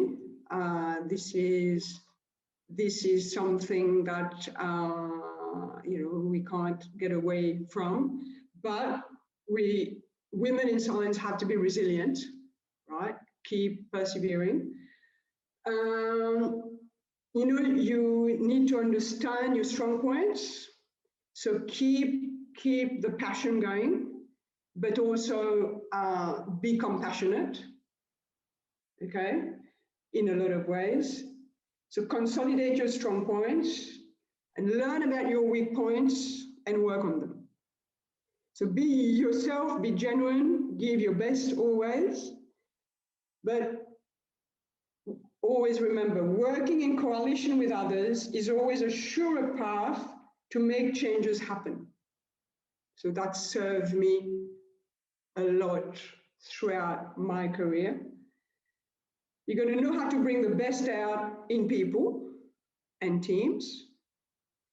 And my motto in life is lead by example. Completely agree. Completely agree. And it's a lot of time we focus a lot on ourselves, but it's also very important to help others around us. And I think that's a message we don't pass enough, definitely. So thank you, Marianne. Does anyone have any question for Marianne? Oh, okay, so this one is quick and easy. So merci beaucoup, Marianne. We're going to go to the next speaker. And so our next speaker is Elisa. She has done her BTS assistant de gestion. Et je vais parler en français parce que Elisa est plus à l'aise en français. Et du coup, ce sera plus facile comme ça. Donc, du coup, j'ai connu Elisa parce qu'elle a commencé à faire du volontariat à la Wildlife. Et d'ailleurs, elle a un peu travaillé aussi pour la Wildlife après. Et elle travaille maintenant pour Ebony Forest. Donc, elle étudie en même temps pour un Higher Advanced Diploma en sciences animales avec l'Academy for Distance Learning. Donc, salut Elisa, on s'est vu ce matin, mais bonjour. Donc, dis-moi, qu'est-ce qui a fait que tu t'intéresses à la science?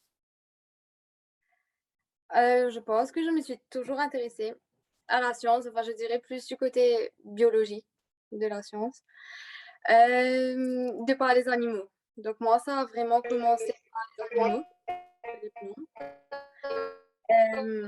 Du coup, depuis que je suis toute petite, ma grand-mère avait l'habitude de ramasser des milliers de chiens errants, des poules, des chats et tout ce qui s'ensuit.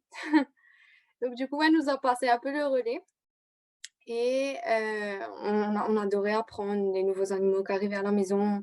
C'était quoi leur comportement, ce qu'ils mangeaient, qu'est-ce qu'il fallait faire pour qu'ils aient un bon environnement, etc. Donc du coup, ça m'a toujours intéressé les animaux du coup. Et je me voyais au début plus faire du vétérinaria, donc c'est-à-dire vraiment les animaux de compagnie, etc. Puis à l'école, je me suis dirigée du coup dans tout ce qui est économique, social, management. Et comme j'étais douée dedans, donc forcément la suite logique pour moi, c'était d'étudier l'économie et le management. C'était aussi une carrière que mes parents ont suivie, donc forcément quand on se sent proche de ses parents qui suivent la même carrière, enfin qui ont suivi du moins la même carrière, c'était un peu la suite logique pour moi, disons. J'ai beaucoup aimé mes études, je ne vais pas dire le contraire, j'ai beaucoup aimé mon BTS, j'ai appris énormément, j'aime toujours autant l'économie et le management, mais il y avait toujours cette partie de moi qui qu'avait l'impression, disons, que mon travail, c'était mon travail, mais que quand je rentrais chez moi, enfin, du moins quand je faisais mes études, parce que j'ai pas vraiment travaillé en économie, mais mes stages, etc. J'avais toujours l'impression que quand je rentrais chez moi, ben, c'était un peu ma passion maintenant qui prenait le dessus. Donc, c'était des animaux, on marchait en forêt le week-end, on faisait beaucoup de camping à l'époque. Et du coup, bah, ça semblait un peu... Je me sentais pas forcément à 100% heureuse. Donc, j'avais beaucoup de doutes, puis les doutes se sont beaucoup installés.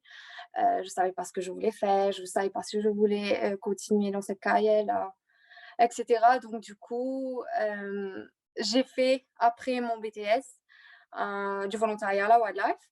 Donc, j'étais supposée faire 3 mois de volontariat pour ensuite continuer mes études. Et j'ai jamais quitté, du coup. Je suis aujourd'hui toujours en conservation. Mais ouais, après, je peux dire que j'ai eu la chance seulement parce que mes parents m'ont beaucoup soutenue. Ils ne connaissaient pas du tout la conservation, ils ne savaient pas du tout c'était quoi. Pour eux, c'était planter des arbres. Je crois que la différence entre endémique et exotique, c'est toujours pas trop clair pour eux.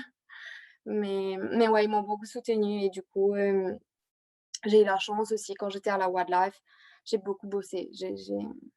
J'avais rien, je ressemblais pas à le stéréotype de la personne qui va en forêt et j'avais pas de matériel de conservation, j'avais vraiment rien. Donc, j'ai vraiment tout appris sur le terrain.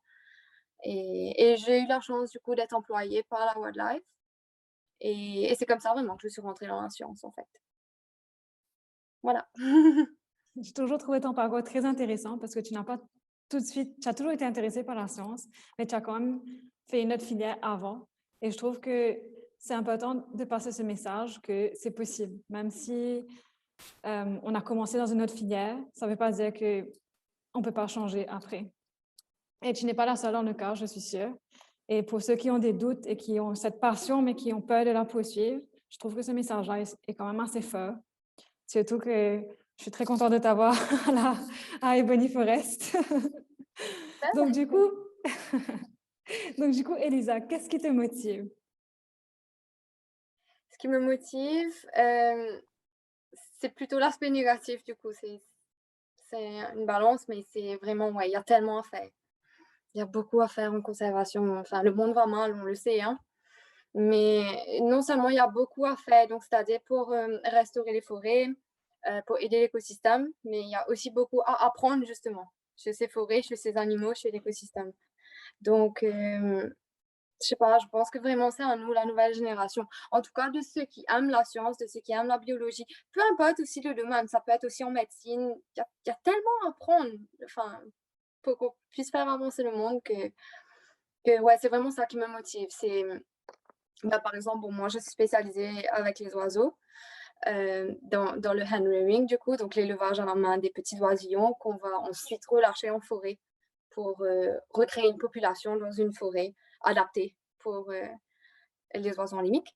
Et souvent, même si c'est difficile, on n'a pas encore toutes les techniques, on n'a pas le bon diet tout le temps, on n'a pas les équipements, on ne sait jamais, ça dépend de l'espèce, ça dépend de la maladie qu'il a, ça dépend de ces gènes, ça dépend de tellement de choses et c'est difficile parce que ben, souvent ça rate aussi, mais en même temps ça motive parce qu'on se dit ben, la prochaine fois je ferai mieux et la prochaine fois l'espèce ira mieux. Donc c'est vraiment c'est cette difficulté au quotidien qui fait qu'au long terme ça me motive parce que je me dis un jour ben, on n'aura pas besoin de les aider parce qu'un jour ils iront bien. Enfin, c'est peut-être pas, c'est peut-être un peu trop idéaliste, mais j'essaie de me les dire comme ça du moins. C'est super intéressant. Moi, je suis inspirée par ce que tu dis parce que ça résonne fort, tu vois, pour être dans le même domaine. Il y a tellement à faire et pas qu'en conservation. Il y a tellement à apprendre que c'est super important de voir le bigger picture. Et des fois, c'est difficile quand on est sur place, on a des obstacles, des fois, ils ont l'air insurmontables. C'est toujours important de garder cette image plus large. Et que ça te motive, je trouve ça incroyable. Je trouve ça super. Et du coup, tu aimerais peut-être nous parler de quelqu'un qui t'inspire? Oui, ben, je pense que tout le monde a mentionné son nom tout à l'heure. C'était Jane Goodall, du coup. un peu stéréotype, mais non, ouais, c'est vraiment... En fait, je me souviens qu'à une époque, j'hésitais beaucoup. Ben, je faisais le volontariat à la Wallach et Nicolas va se reconnaître du coup parce que c'est lui qui m'a proposé à l'époque ce poste pour le handling des Coco Shrike. Et je devais continuer mes études de base. Donc, c'était compliqué pour moi parce que déjà, mes parents avaient investi dans mes études d'économie et de management au début. Et j'étais, bon, sans prétention aucune, j'étais quelqu'un qui était quand même doué dans tout ce qui est justement, vous savez, le vrai travail d'entreprise, calé, organisé, etc. Et je savais que si je continuais dans le domaine de l'économie, que j'allais, voilà, déboucher quelque part. Et d'un autre côté, il y avait la conservation qui était assez nouveau pour moi. Bon, bien sûr, j'avais fait quelques expériences de terrain, du coup, ça faisait un moment que j'étais déjà à la wildlife, mais j'avais toutes mes preuves à faire. Je ne savais pas forcément où j'allais aller, si j'allais aider à la conservation vraiment dans le futur. Donc, du coup, c'était une décision qui était vraiment difficile pour moi. À cette époque-là, je me souviens encore, j'avais appelé Nicolas et je lui avais dit tous mes doutes. Et vraiment, j'hésitais beaucoup. Et ce soir-là, mon papa m'a envoyé un message, en fait. Et il savait que j'étais vraiment mal.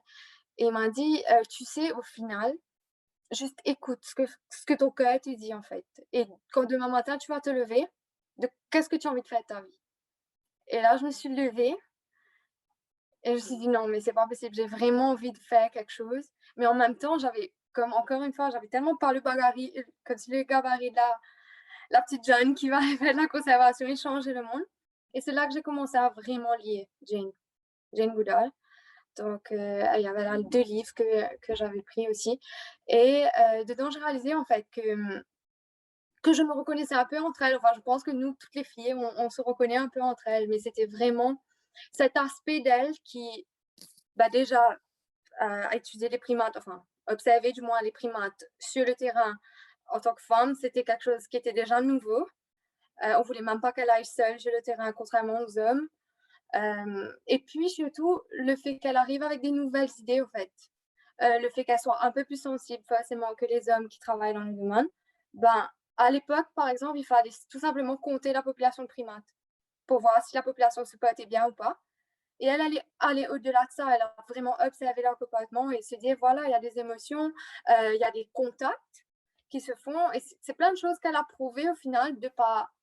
Je ne sais pas si je dirais sa sensibilité, mais du moins son aspect féminin du travail. Et je me suis dit, ouais, ok, je suis sensible, ok, je peux pleurer quand je vais voir un oiseau mourir sur le terrain, mais au final, peut-être que ça va faire ma force au final. Et c'est ce qui s'est passé parce que j'ai eu la chance d'avoir le job pour le hand rearing, dans lequel il faut vraiment être caring, s'occuper vraiment comme une maman des oiseaux. Et c'est là que je me suis vraiment lancée. Mais ouais, je dirais que c'est vraiment grâce à Jane, enfin ses livres, du moins. Parce qu'en tant que personne, forcément, je la connais pas, mais... Ouais, je sais jamais. Donc, dernière question. Qu'est-ce que tu donnerais comme advice, comme conseil à les gens qui t'écoutent? Si les gens qui m'écoutent sont comme moi, jeunes, peut-être un peu perdus au début dans les études, je dirais juste arrêter. Comme si moi, je suis tellement quelqu'un qui planifie et qui me dit plus tard, je voulais telle carrière, tel salaire, telle situation, telle famille. Arrêtez au final parce que vous savez jamais sur quoi vous allez tomber. Il suffit que vous allez marcher demain et vous allez voir, je ne sais n'importe quoi, mais une petite fille tousser. Et vous allez vouloir demain faire de la médecine parce que vous allez vouloir trouver justement quelque chose pour cette petite fille. Et ça va remettre tous vos plans vraiment en question. Mais c'est worth it. Il faut juste travailler, bosser. J'ai pas fait des super études en sciences, malheureusement. Mais voilà, j'ai bossé, j'ai appris, continué à apprendre. Lisez beaucoup, beaucoup, beaucoup. Parler, poser des questions. La science, surtout pour les femmes, il faut toujours se montrer à la hauteur. Parce qu'on a beaucoup d'hommes qui sont en sciences aujourd'hui et on ne veut pas forcément les décevoir ou paraître plus faibles. On n'ose pas poser des questions. Donc, on reste souvent tranquille, mais il faut pas hésiter. Posez des questions, dites que vous ne savez pas et ça va montrer que vous voulez apprendre et ça va surtout vous aider à progresser. Donc, n'hésitez pas. Et même si vous n'êtes pas sûr que vous voulez faire de la science plus tard, que vous voulez faire un autre sujet plus tard, faites des stages. Faites du volontariat, faites des stages. Moi, c'est ce que j'ai fait personnellement avant de commencer à la wildlife. Je me rappelle genre mes vacances scolaires. Et ma cousine et moi, du coup, elle doit sûrement nous regarder, qui travaille à Casella aujourd'hui. On faisait une petite stage de vacances à Casella. On était petites, adolescentes, et on continuait quand même. Et faites des stages, tout simplement. Vous allez apprendre beaucoup plus aussi sur le terrain. Et vous allez savoir plus tard quelles études vous voulez faire plus clairement, je pense. J'espère. Je suis tout à fait d'accord avec toi par rapport au volontariat. Je trouve que moi en tout cas, c'est la façon dont j'ai trouvé ma voie. Parce qu'au début, je voulais être vétérinaire. Il m'a suffi d'un jour dans un cabinet vétérinaire pour être dégoûtée à vie. Je ne pouvais pas voir tous ces animaux-là souffrir. Et si je n'avais pas fait ce stage-là, j'aurais peut-être commencé mes études dessus. Et c'est que plus tard que j'aurais réalisé, ça aurait été vraiment dommage. Donc, c'est vraiment en faisant des stages que ça aide. Et pour la petite histoire, encore une fois, quand j'avais fini mes études, moi, j'étais plutôt côté biologie marine. J'étais plutôt intéressée par ça. Et j'ai fait un stage à la wildlife qui m'a complètement changé les idées. Et tous mes plans, comme tu disais, Elisa, ont complètement été chamboulés pareil. Et du coup, maintenant, je travaille dans la conservation terrestre. Donc, du coup, c'est super important. Et c'est une des premières choses que je dis quand je vais dans des écoles ou que je fais des talks. C'est super important, surtout si tu es pas sûr qu'est-ce que tu veux faire, de faire du volontariat, ou au moins d'aller voir ou parler à quelqu'un dans le domaine. Ça te donne tout de suite une meilleure idée de ce que tu veux. Enfin, ça t'aide en gros. Donc, on avait une question, mais je crois qu'ils n'ont pas compris que tu es mauricienne. Donc, c'était comment la conservation est différente dans ton pays et ici. Mais bon, vu que Elisa est mauricienne et a toujours travaillé ici aussi, c'est pas très différent. Ouais, non, je suis mauricienne. Donc, on n'a pas d'autres questions. Donc, merci beaucoup, Elisa. Je trouvais que ton message était très important aussi, le fait que tu aies changé de carrière. Ça donne un peu une autre perspective, on va dire. Donc, merci beaucoup. Merci à toi. Donc, on va passer à notre dernière présentatrice. Donc, bonjour Nathalie. Tu peux enlever ton mute, s'il te plaît? Oui. Voilà. Salut. Donc, Nathalie est un peu différente dans le sens où elle n'est pas à Maurice pour l'instant, mais elle est mauricienne et elle est en train de faire son doctorat à l'étranger. Donc, Nathalie a une licence en biologie et biochimie qu'elle a fait à l'Université de La Réunion avec un échange à Montréal. Ensuite, elle a fait son master en Australie avec un focus sur les tropical reefs. Et voilà, j'ai réalisé que j'aurais dû parler en anglais depuis le début. Désolée, un peu ma faute peut-être. So maybe I can switch to English now. So reef conservation, she also worked for reef conservation with Céline on the voluntary conservation zone in Mauritius for 4 years. Then she did a second master in Hawaii, where she studied deep sea corals. And she's now doing her PhD in Norway. So she's been quite a lot around the world. So Nathalie, welcome. So how did you first get interested in science? So thank you for having me and staying, I think, beyond the scheduled time. It's a bit later in Mauritius. I guess I come from a very scientific family. My father's an archaeologist and my mom's an architect. And so I grew up in this, they always encourage curiosity, sort of investigating, and then in terms of coming more towards my current marine biology direction, I was always as a kid catching animals, catching insects, looking at them, and then we kept an aquarium when we would visit Mauritius, and I would again like catch things, look at them, look up what they were. So I think I was always, even though as a 5-year-old I would say, when people asked me what I wanted to be, I said, I don't know. I think it was obvious I was gonna go into science and into zoology, biology. And for some time I was thinking about sort of insects, and then I got into diving, and then decided to do marine biology, and never really left. So what is the best thing about your career? I really like field work, and I like exploring. So this is really what drives me, is being able to go out, being able to go on cruises, whether it's in the forest. I've done some volunteering like at wildlife. I worked with at reef conservation. I've and now, like recently, I've just been to the Arctic on a cruise, and I got to see polar bears and go on the ice and dig holes in the ice. And it's very, when you're on a ship for, it's like 3 weeks, it's very intense. You're working all the time.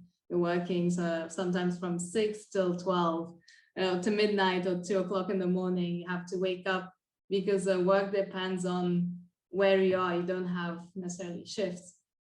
But it's also very exciting. You get to see, to go to places people almost never go to, never see. And you also build a community with other people on the ship. You have to be yourself on the ship. You go through ups and downs and there's nowhere to hide. So you really get to know everybody else that is working on the ship. And you build collaborations and friendships which last forever. So like, I really enjoy that side of my job. That's pretty cool. I don't think many people can say they've gone to the Arctic and made holes in the ice to look at algae. Yeah.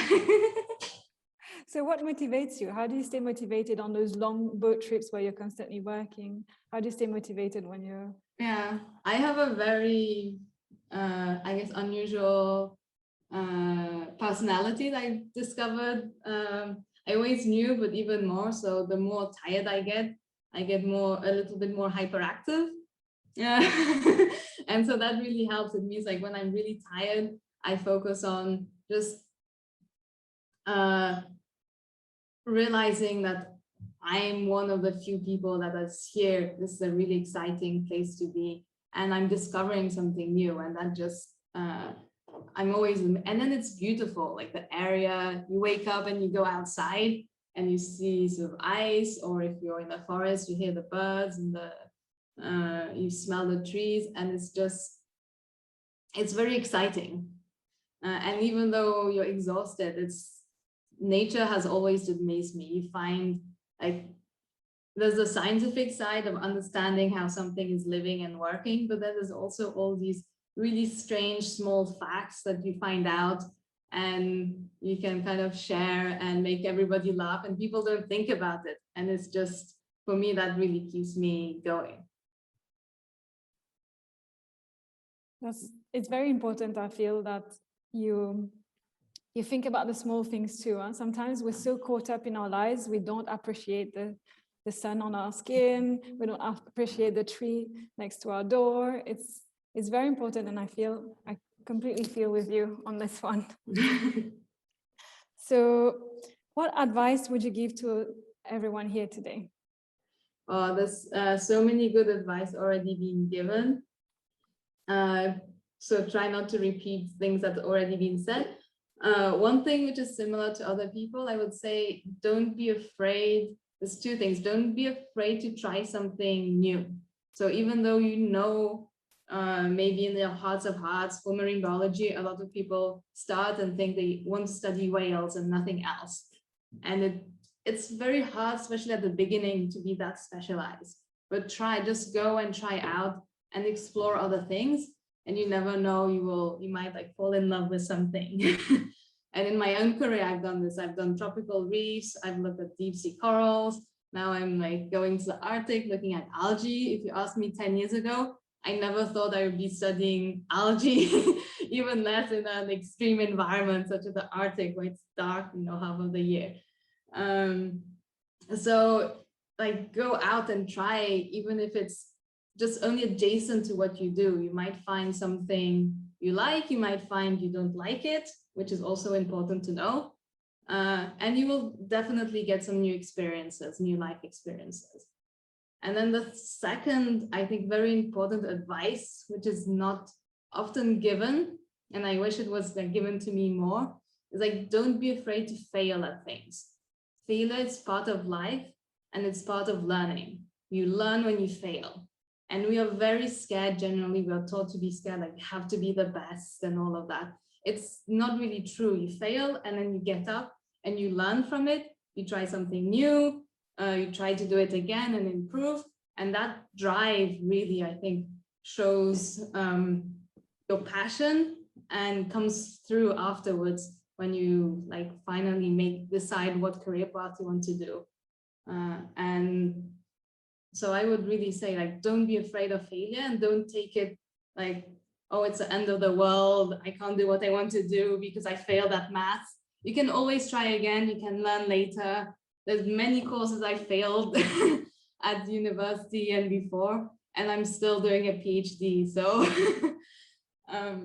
yeah, it's just for, and reject, same later, you always like, there's lots of rejections and you're applying to things and you get rejected. And it's okay. You just need to continue, and eventually you'll find something that both you like, with people you like to work with, and that support you. Very well said. I think I really wish someone who had told me before about the failure part, because you can't succeed at everything. You can't always win, and failing is part of life, and you learn from it. You learn so much from it. You learn so much more from it than actually succeeding. And it's very important to not be scared of it. Yeah. So thanks a lot, Nathalie. So I think we've gone a bit over time. So I don't think there's any question. No. So we won't be able to do a session with questions since we've run a bit late. So thank you all for attending. I hope it helped. I hope you were inspired by the beautiful and wonderful women we've had tonight. If you missed some of it, no problems. We recorded it, so we're going to put it on YouTube later. And we're also going to, well, you can also watch it again on Facebook. Just a quick note that Ebony Forest also organizes seminars, workshops. We also give free online courses, and we also do conferences. So if you're interested, just follow us on Facebook, and you will know when we're organizing things. And all of this is free thanks to CEPF. So a big thanks to them. Our next webinar will be on birds next week. So feel free to join if you want to learn more about our Mauritian birds, a bit about how to recognize them, and also what are the threats to them, if there are any. And we also have a course next week on setting up a conservation program for those interested. It's a bit late, but not too late, so you can still apply. And just a quick note that if you're following anything with us on site, so the courses, for example, we are a learning center, so you need to be either vaccinated or have done a PCR test. Unfortunately, COVID is still affecting us and still making our lives difficult. So we will also send us quick feedback that please send back to us afterwards, because that gives us more information about how to make our webinars better, and then hopefully make it even better for next time. Even if it's negative, we learn from our failures. So thank you, everyone, and have a good night. Thank you. Bye-bye.